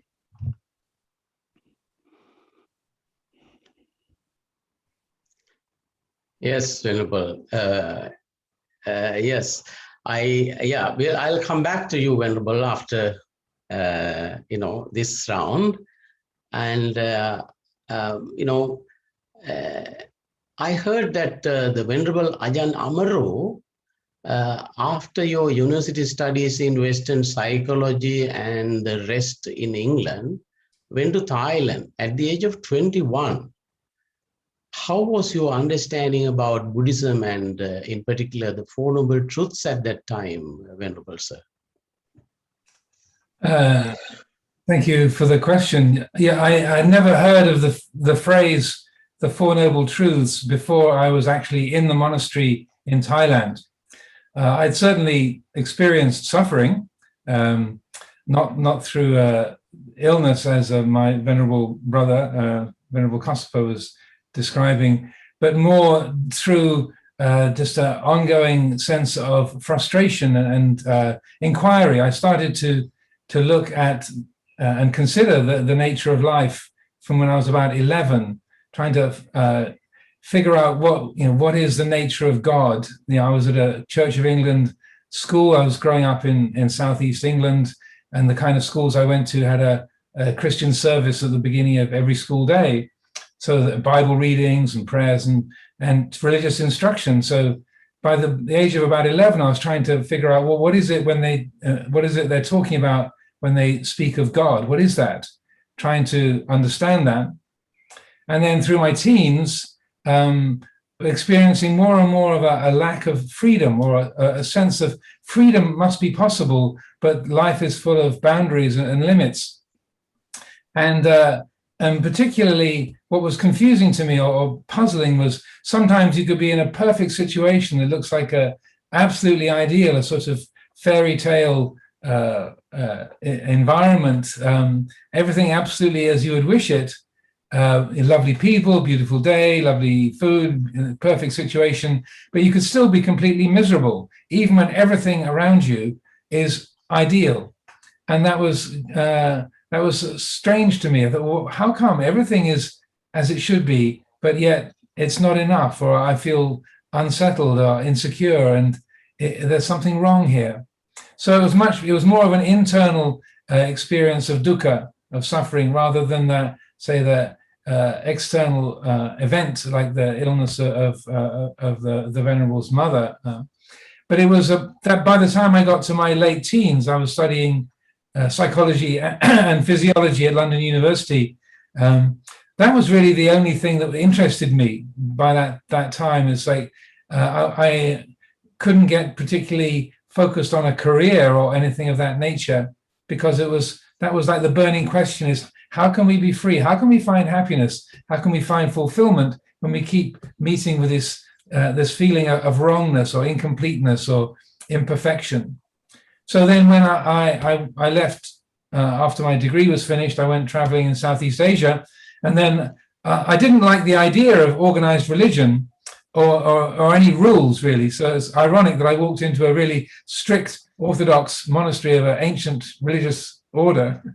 And then it was there that I was first introduced to the Four Noble Truths. And just like Venerable Kassapa, as soon as I heard that description of the Four Noble Truths, and then well, to be honest, for the first time I heard it, I thought, well, that doesn't sound very hopeful or helpful at all. It's okay, life is painful. Well, I knew that, but and I couldn't see how just recognizing that desire was the cause of it would be solving anything. But then during the very first period of meditation following my receiving of that advice, then it clicked. There was almost an audible click, like, oh, I see how it works, that it's desire arises, you can let go of desire, and when you drop the desire, nothing is missing. Oh, so that was really my practical introduction to the Four Noble Truths, was when I was in the monastery. I had not actually even read a Buddhist book before I went and stayed in the monastery in Thailand. It hadn't interested me or caught my attention at all. I read a lot of other things, but not anything on Buddhism. So I literally hadn't heard the phrase, the Four Noble Truths, until I was already inside a monastery. But then hearing it and then applying it, that's what really brought it alive. And just like Venerable Kassapa, there was an immediate sense of, okay, that's the path. This is what makes sense. This shows a clear way forward. Okay, sign me up. That was 1978. Wonderful, Venerable. Thank you very much. I would suggest several other aspects that you could focus on, because you have a life experience from Ajahn Chah and other places from Ajahn Sumedho, etc. Anyway, before building up or asking more questions, let me now turn to Dr. Sunil Karya. Born in a Buddhist family, hearing the teachings of the Buddha from his childhood, Dr. Sunil Karya may have different experiences of understanding the Four Noble Truths. If you were to teach the Four Noble Truths to various age groups, age levels, how would you inspire them to study and practice these teachings? Dr. Sunil Karya. Thank you very much. Thank you, Venerable Sirs. Very nice to see you all. With regard to your question, I mean, it sounds like a very exam question. Actually, I would say while going to the Dhampasala, the Dhamma schools, actually, I studied, when I was studying Four Noble Truths, the truth of suffering, the cause of suffering and the cessation and the path to the cessation. And I thought actually for a moment, I thought the Buddha has got it wrong, because usually when in a prescriptive way, if there is a problem, of course you look for the cause of the problem, and then after following a course of action, you reach the solution. But like 1, 2, 3, 4. But actually, what the Buddha has got was 1, 2, 4, 3, and I thought he got it wrong.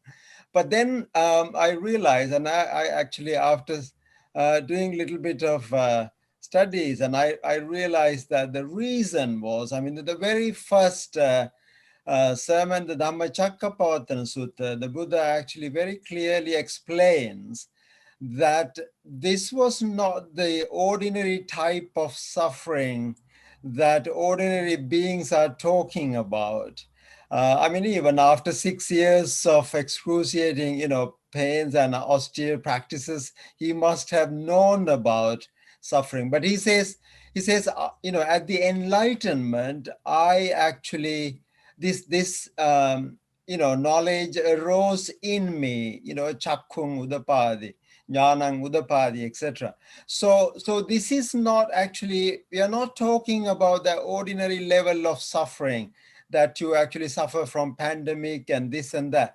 And the other thing was that this teaching was given to 31 realms of existence where even suffering, there is no faculty to even feel suffering in some Brahma realms, formless realms. So now this is actually, this was quite puzzling to me.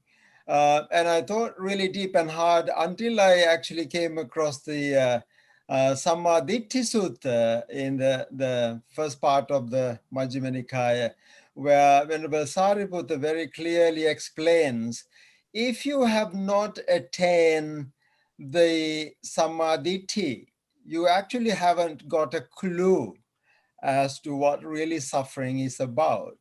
And this is actually also explained in the Patisambhida Magga very clearly, which says that, unless, dukkha, the ordinary suffering, and the viparinama dukkha, the suffering of, change, and the sankhara dukkha. So what the ordinary world knows is actually these two levels of suffering, the dukkha dukkha and the sankhara dukkha, dukkha dukkha and the viparinama dukkha. But until somebody actually penetrates through to the sankhara dukkha, a person hasn't got a clue as to what really suffering is. So this is why the third noble truth is seeing the nibbana, cessation, and that is where one really opens up to the understanding of the suffering. So, and I think it's a bit of a winding answer, but I must say that it has been a really big challenge in my life to learn about the Four Noble Truths, and as you said, it really encompasses the entire Buddhist teaching. Thank you. Thank you very much. And if you can briefly explain what these words mean, really, the three words that you use for dukkha, if you give the translation into English, I think for the audience, it would be easier. Yeah, sorry, I should have actually explained it. Dukkha dukkha is the ordinary suffering. I mean, we all face, in this pandemic, we don't have to be, told what suffering is about. Any sort of suffering, mental, physical, ordinary sufferings that you are talking about. And the Buddha actually goes on to, jatipi dukkha, jarapi dukkha, what vyadipi dukkha, and the birth is suffering, the decay is suffering, the death is suffering, and so on. But I think when we are talking about, like, say, even the very first one, jatipi dukkha, the birth is suffering, and what we are really talking about is this suffering that comes after the birth. Now, how could ever a birth be a suffering? And this was a question that I had I've been struggling for a long time. And then I realized the birth is defined in a very specific way, like in the Satya Vibhanga Sutta, where it is not, it's not talking about just this ordinary birth of being born from the mother's womb, but it is even the birth of a faculty, the arising of a faculty, khandanang patubhavo, ayatananam parilabha. These I think the subtleties of that birth if it is not understood, we just go into the ordinary levels of suffering, talking about it. So the viparinama dukkha is when you are enjoying something, for example, you tend to, you don't want to lose it, but it is going to change, as Venerable, Ajahn Amaru pointed out. It doesn't last. Like, you do have some pleasures, but they don't last as long as we want them to. So viparinama dukkha, but the sankhara dukkha is the tricky one. It is the condition formation, and this is actually a very new and a subtle level of suffering. And the Buddha challenges, and he says, Pubbhe ananusutesu dhammesu, like, I had never known this before my enlightenment. So and I would say the same thing. And we, if you are not a stream enterer, you haven't got a clue as to what suffering is. Sorry to. Thank you very much. And it's clear. You have made it clear to a certain degree, and there might be questions in the chat box also. But of course, our time is limited today. We are given only 40 minutes for this discussion, panel discussion. Therefore, I would like to just get more ideas from the Venerables also. Venerable Kassapa, today Venerable has got the second injection against the COVID virus. So now I don't want to trouble you so much after getting the injection. But Venerable, do you connect suffering and this pandemic or any other aspects that you would like to tell us about suffering and way out of suffering? Because the Buddha's teaching is all about suffering and the way out of suffering. It's a deep subject, of course, covering the entire teachings of the Buddha. But Venerable, would you like to tell us something that inspire you connected to this teaching? Well, I mean, for a start, the heart, according to my understanding of the noble truth of unsatisfactoriness, is the personality view. Isn't that so, Dr. Sumana? Yeah.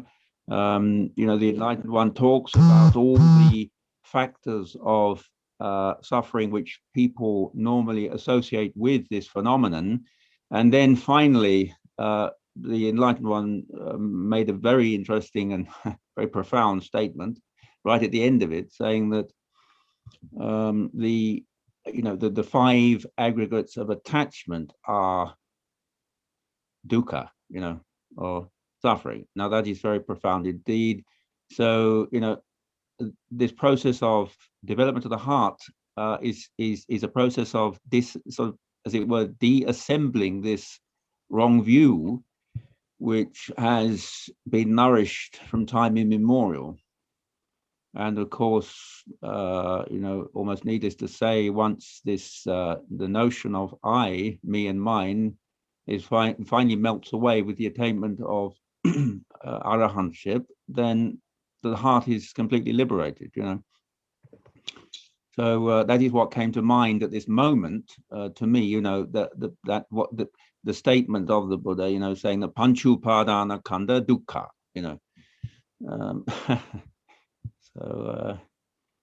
And also, of course, what Dr. Sunil was saying is extremely important. This utterly unique teaching aspect of the nature of unsatisfactoriness in relation to conditionality, which is something which the enlightened ones only have discovered and talked about, whereas in certain other teachings, you find the teachings on impermanence, but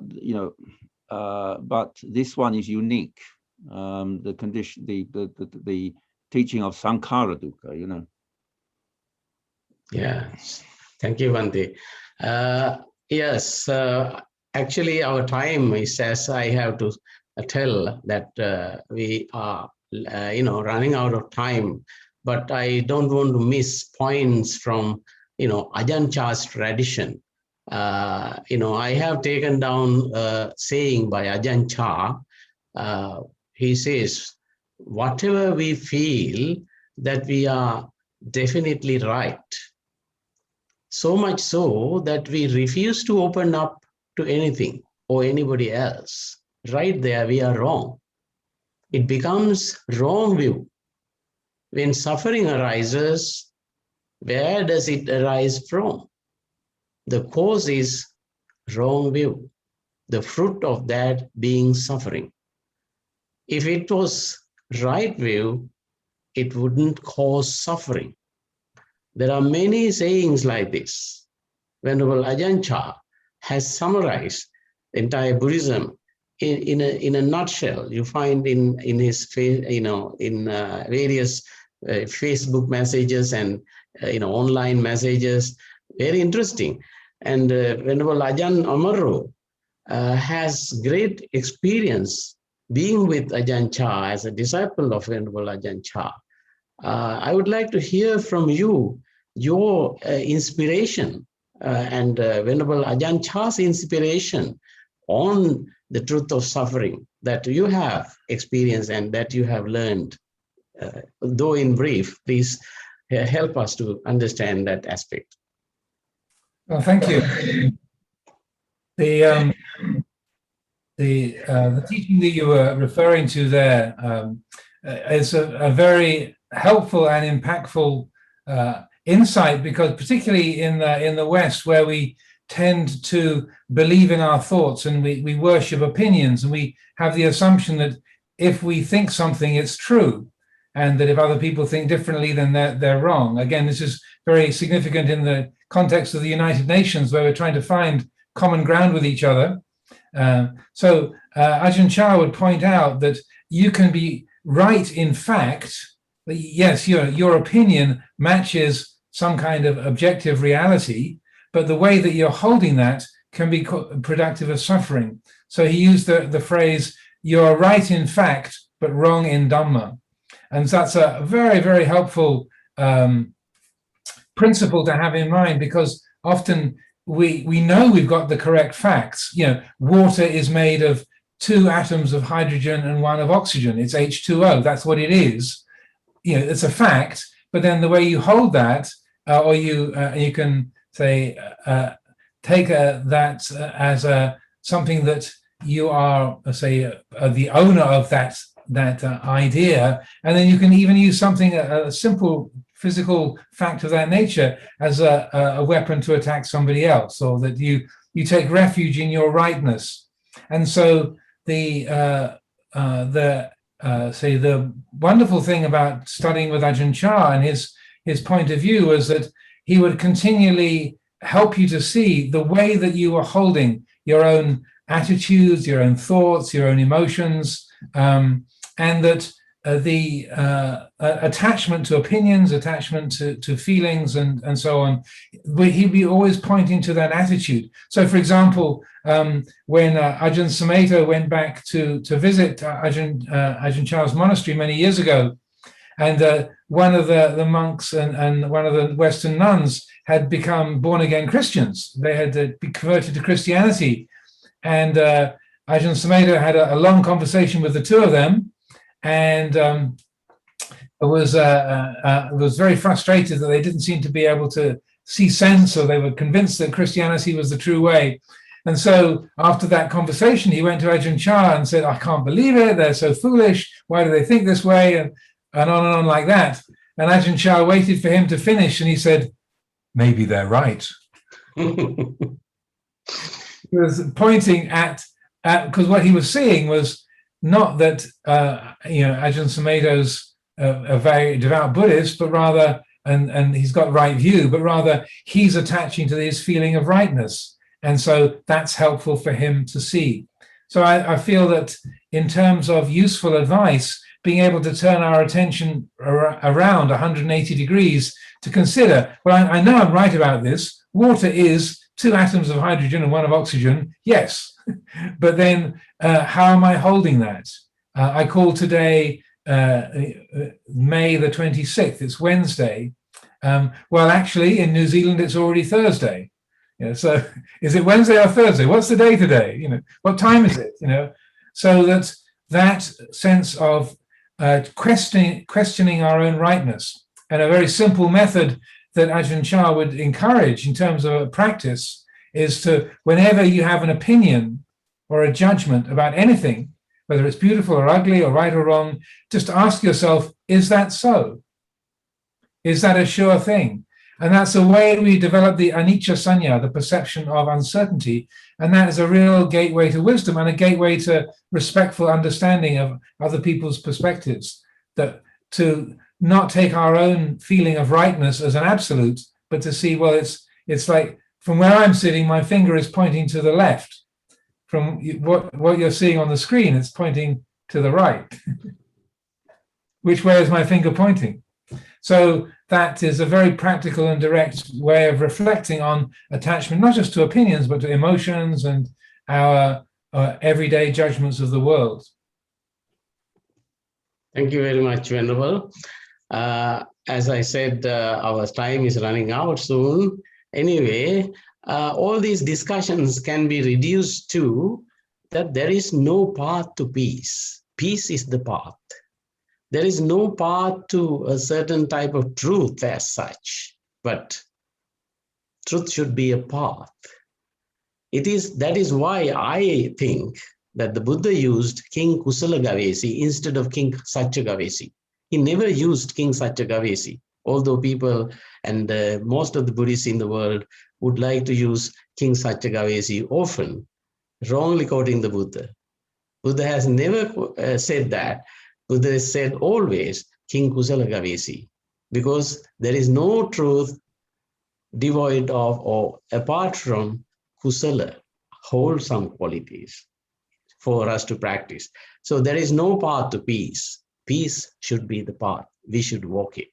And maybe Dr. Sunil Karavana has something to just add to this point, and we have to conclude soon afterwards. Thank you, Dr. Sumana. I think that's a really good summary of our discussion, because I think the Kusala Gavesi, because the world is searching for the truth, truth of this and truth of that, and then actually it is the Buddhist wisdom and Buddhist intuition is that kusala, actually the skillfulness, kusala is refraining from the akusalas itself, and there is no so therefore there is no another list of kusala. Of course there is a list of punya, but refraining from what is unwholesome is the wholesome path. So you are absolutely right. It's actually peace is the path. When one actually develops kusala, because in anywhere in the Tripitaka, as you correctly pointed out, there is no Satya Gavesi. There is a Kusala Gavesi. So the reason being that there is a realization at the end.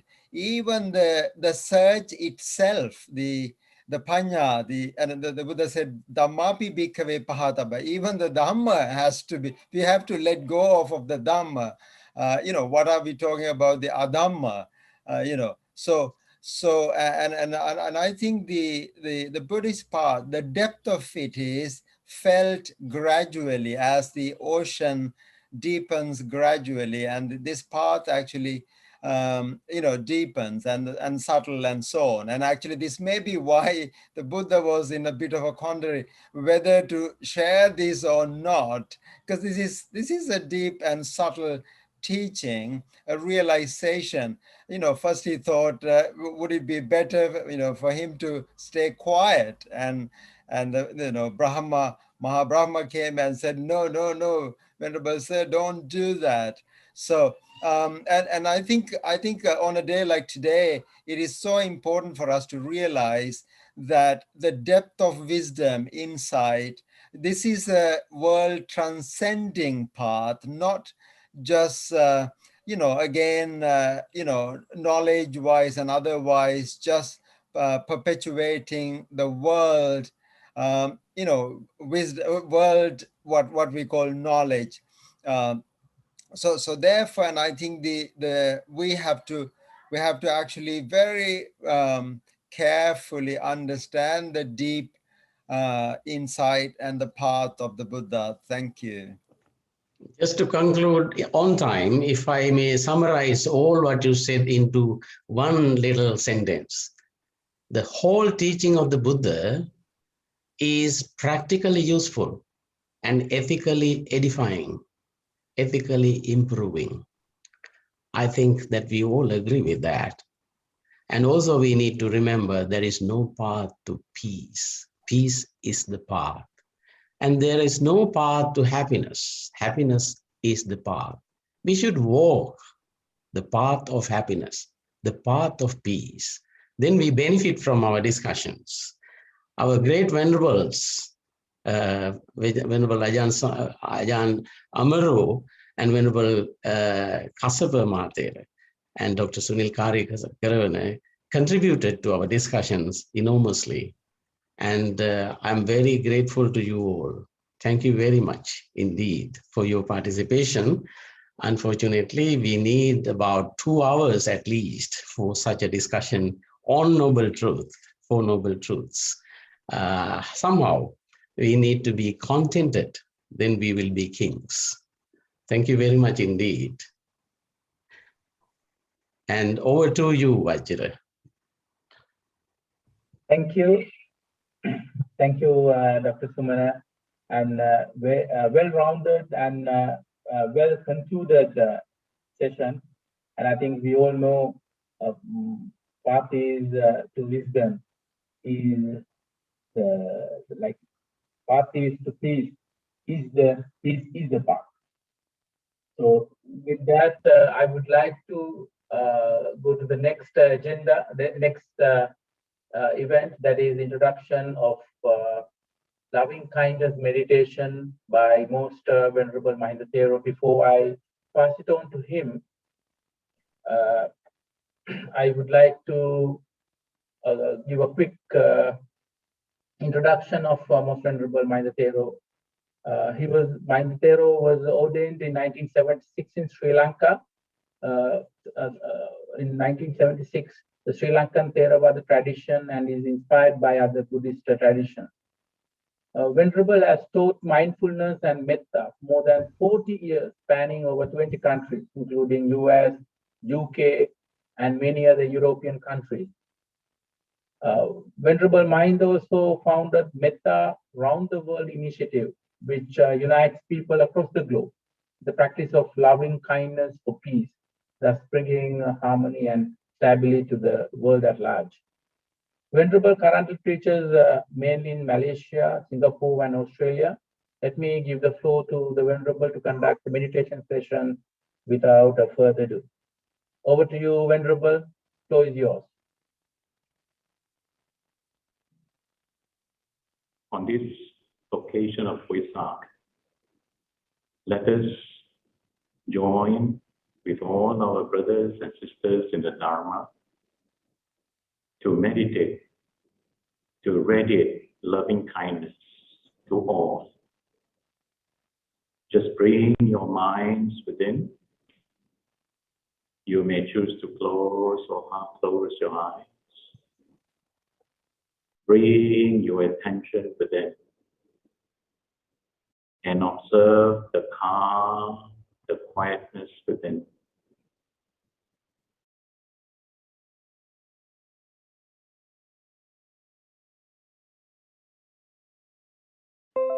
Remain in this state of calm and quietness for a few moments with clear sense of awareness. Whatever phenomena that arises, the sounds that you hear, feeling, sensation that arises, you have clear awareness of them, and your mind is not distracted.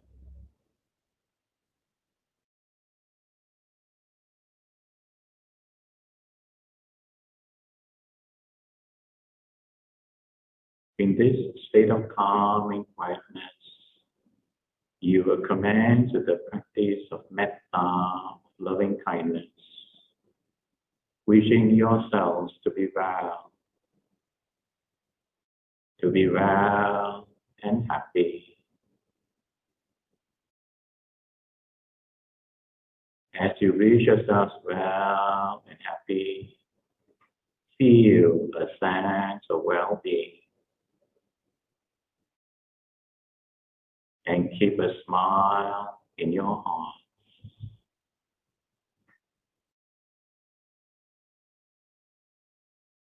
Be free from anger, free from enmity, from hatred and grudges, free from suffering, from fear, from worries, from anxieties, and just dwell in calm and peace.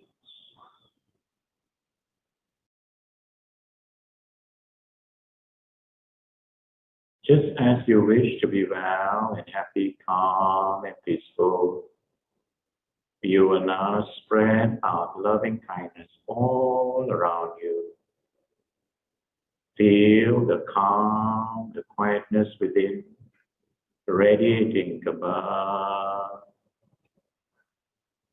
below, and all around you. Feel the whole space around you, in your room or wherever you are.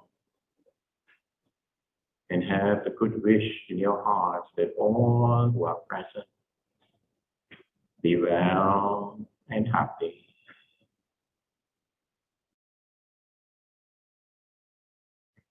Going beyond the space around you, to the whole house, the whole building, and all the surrounding areas, all the neighborhood, reaching out to the whole city, beyond the city to the whole country, to all the neighboring countries, all the neighboring islands, covering the whole world, that may all be well and happy. May they be free from harm, free from danger. May they dwell in peace and harmony.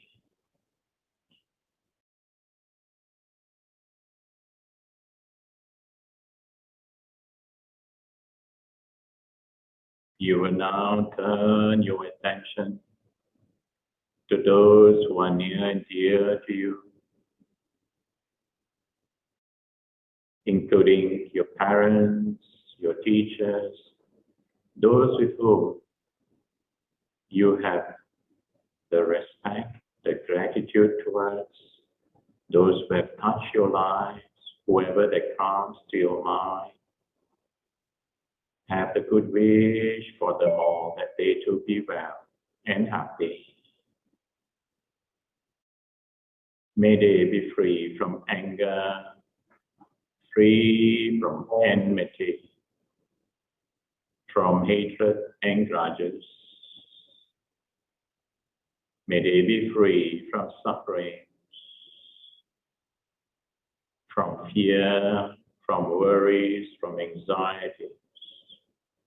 May they dwell in peace and harmony. May all those who are near and dear to us be well and happy. May they be free from harm, free from dangers. May they dwell in peace and harmony.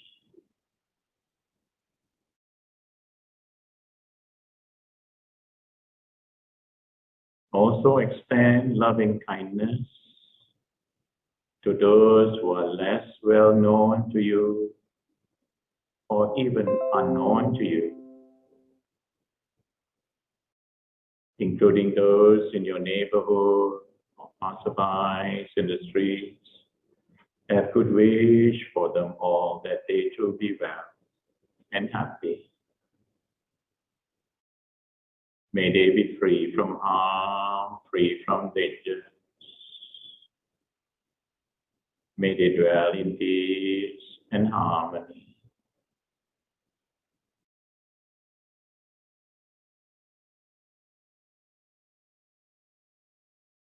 You will also extend loving kindness to those who are difficult, those with whom you have had quarrels or misunderstandings, or simply unfriendly. Whoever that comes to your mind, wherever they are, have the good wish for them all, that they be well and happy. May they be free from anger, free from enmity, from hatred and grudges. May they be free from sufferings, from fear, from worries, from anxieties, and may they dwell in peace and harmony.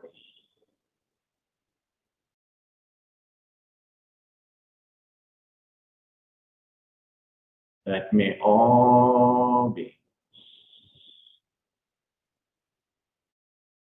well and happy. All be well and happy.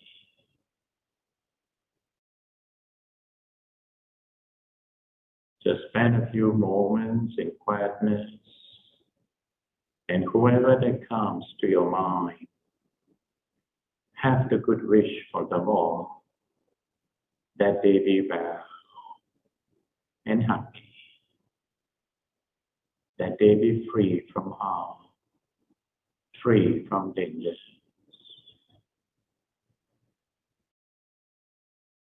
May they dwell in peace and harmony.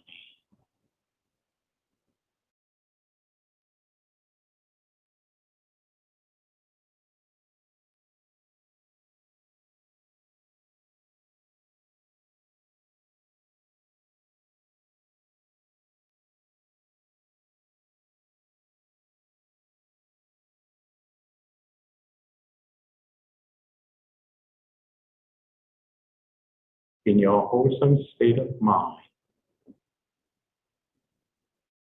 you will share the merits of this occasion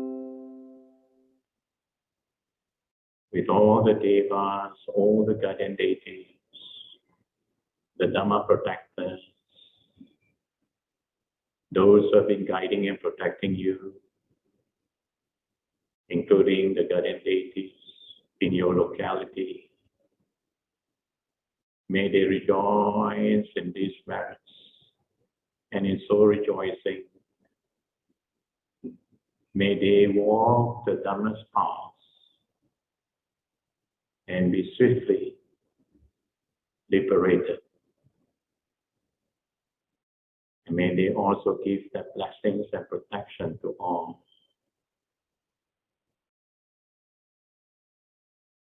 Let us also dedicate this marriage for the spiritual well-being of all our departed relatives, teachers, and friends. Whoever that comes to your mind, have the good wish for them all, that they be well and happy.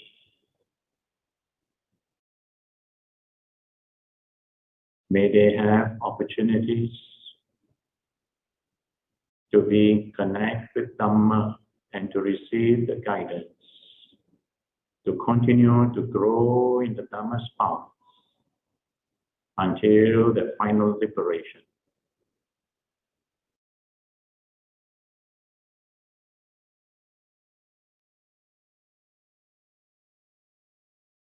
And on this occasion of Vesak,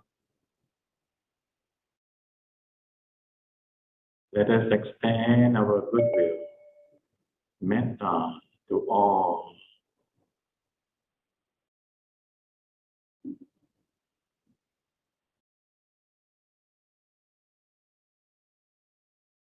That all suffering beings be free from suffering.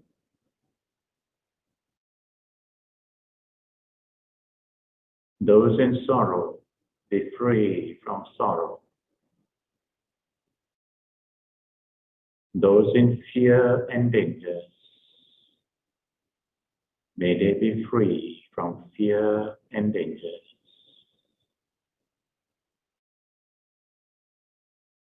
That may all beings be well and happy. All beings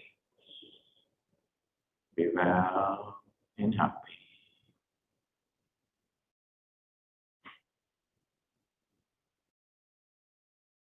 In your wholesome state of mind, you will now make your wish and aspiration and have the good wish that all the merits that you have done, all the good thoughts that you have generated, may all these merits become a support for your final liberation one day. That you will continue to grow in the Dhamma's path.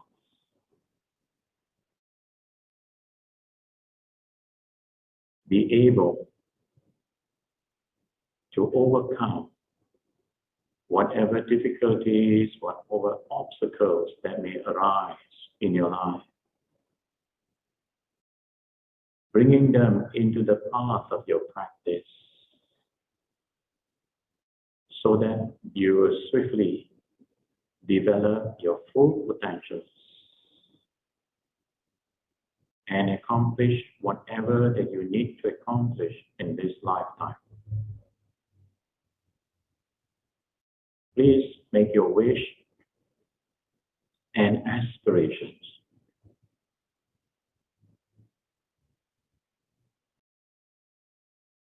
That whatever immediate problem or difficulties that have arisen, have faith, have confidence in the Buddha, Dhamma, and Sangha. And also think of those who are near and dear to you, whom you wish to bring the Dhamma to. As we invoke the blessings of the Buddha, Dhamma, Sangha.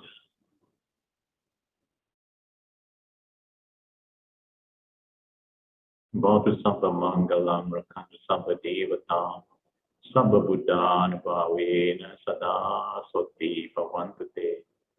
Bodhisattva Mangalam Rakantu Sabba Devata Sabba Dhammana Bhavena Sada Soti Bhavantute. Bodhisattva Mangalam Rakantu Sabba Devata Sabba Sanghana Bhavena Sada Soti Bhavantute.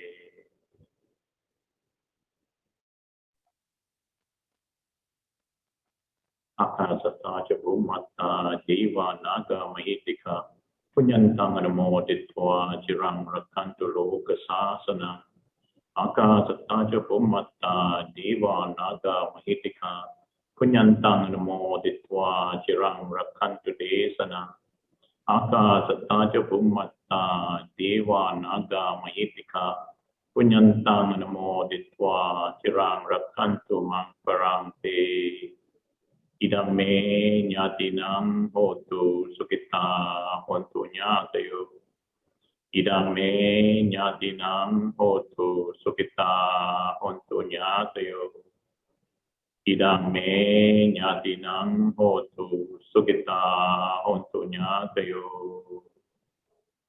By the power of the Buddha, Dhamma, Sangha, and all the merits that you have acquired, may your wish, may your aspirations come true.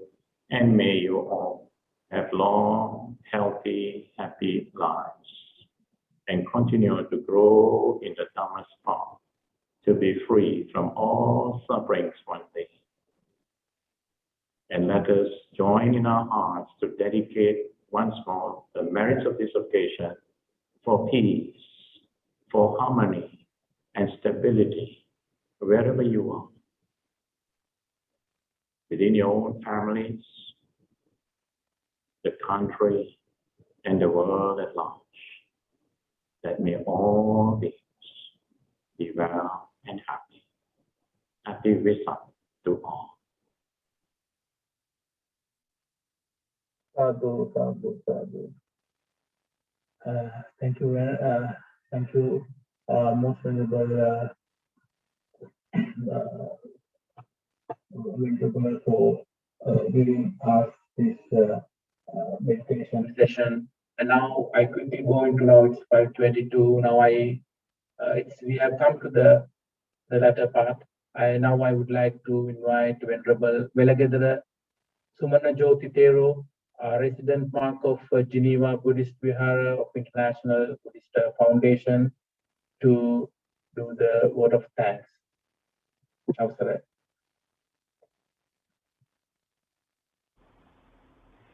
Namo Buddhaya. My homage to the Enlightened One. Most Venerable Sirs, Your Excellencies, devotees and friends of Dharma. On behalf of the Geneva Buddhist Vihara of the International Buddhist Foundation, it was a great pleasure to have you all today. And I wish you the blessing of Noble Triple Gem, concluding our Vesak event that has a great significance in the Buddhist tradition. Today, we celebrated the International Vesak Day virtually as we did it last year. At a time when the whole world has been overpowered by a deadly virus, we are facing a global health crisis unlike ever before. That's been affecting all our lives over a year now and putting the world under enormous strain as nations struggle to cope with the socio-economic effect of the pandemic. Yet, in time of anxiety and fear like this, we should not lose our faith in the Dharma, which is the refuge for all of us. Therefore, today, the Venerable Mahasangha, Director General of United Nations in Geneva, distinguished ambassadors and permanent representatives in Geneva, other dignitaries and friends of Dhamma have come together to celebrate the birth, enlightenment and the great demise of Gautama Buddha, acknowledging the contribution of Buddhism to the well-being of living beings. As we conclude this meritorious event, I make this an opportunity to thank you all who made it a success. The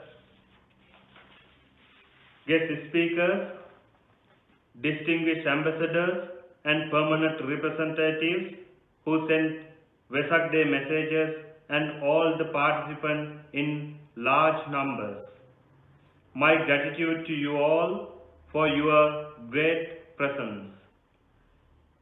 The International Buddhist Foundation in Geneva, with the Venerable Mahasangha, offer our highest appreciation to Ajahn Amaro, the abbot of the Amaravati Monastery, England, for delivering the keynote address on timeless teaching of the Buddha in our own time, and for being a member of the panel discussion on the Four Noble Truths.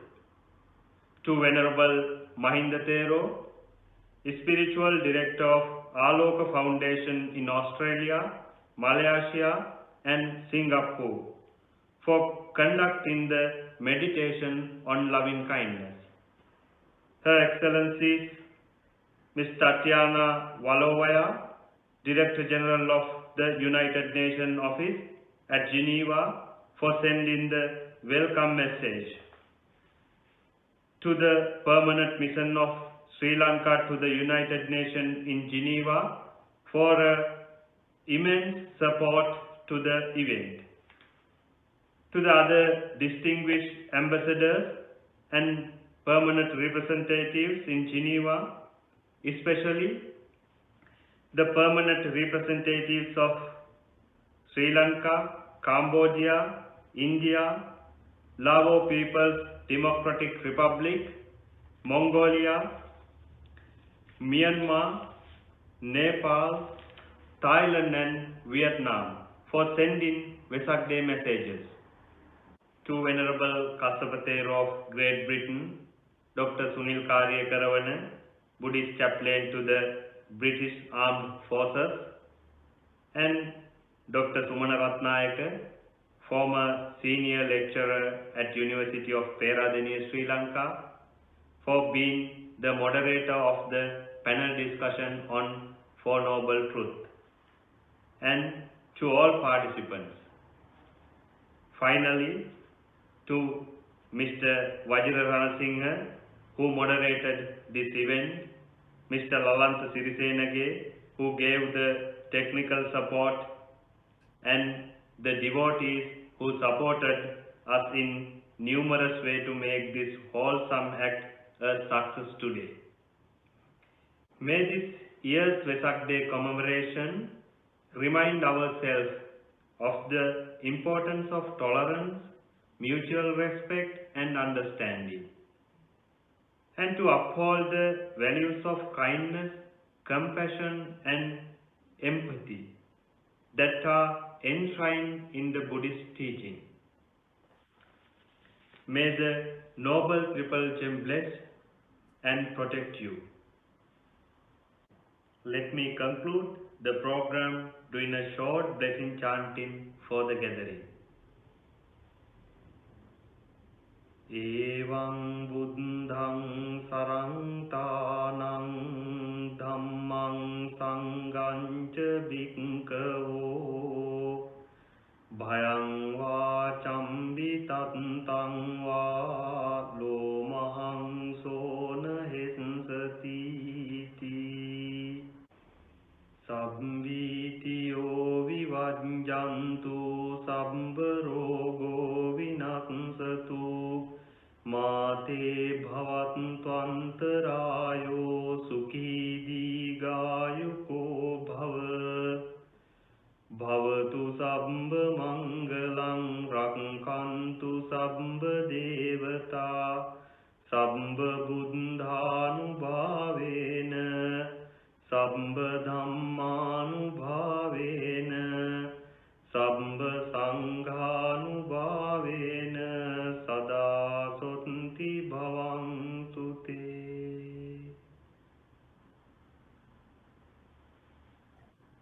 Sadhu, sadhu, sadhu.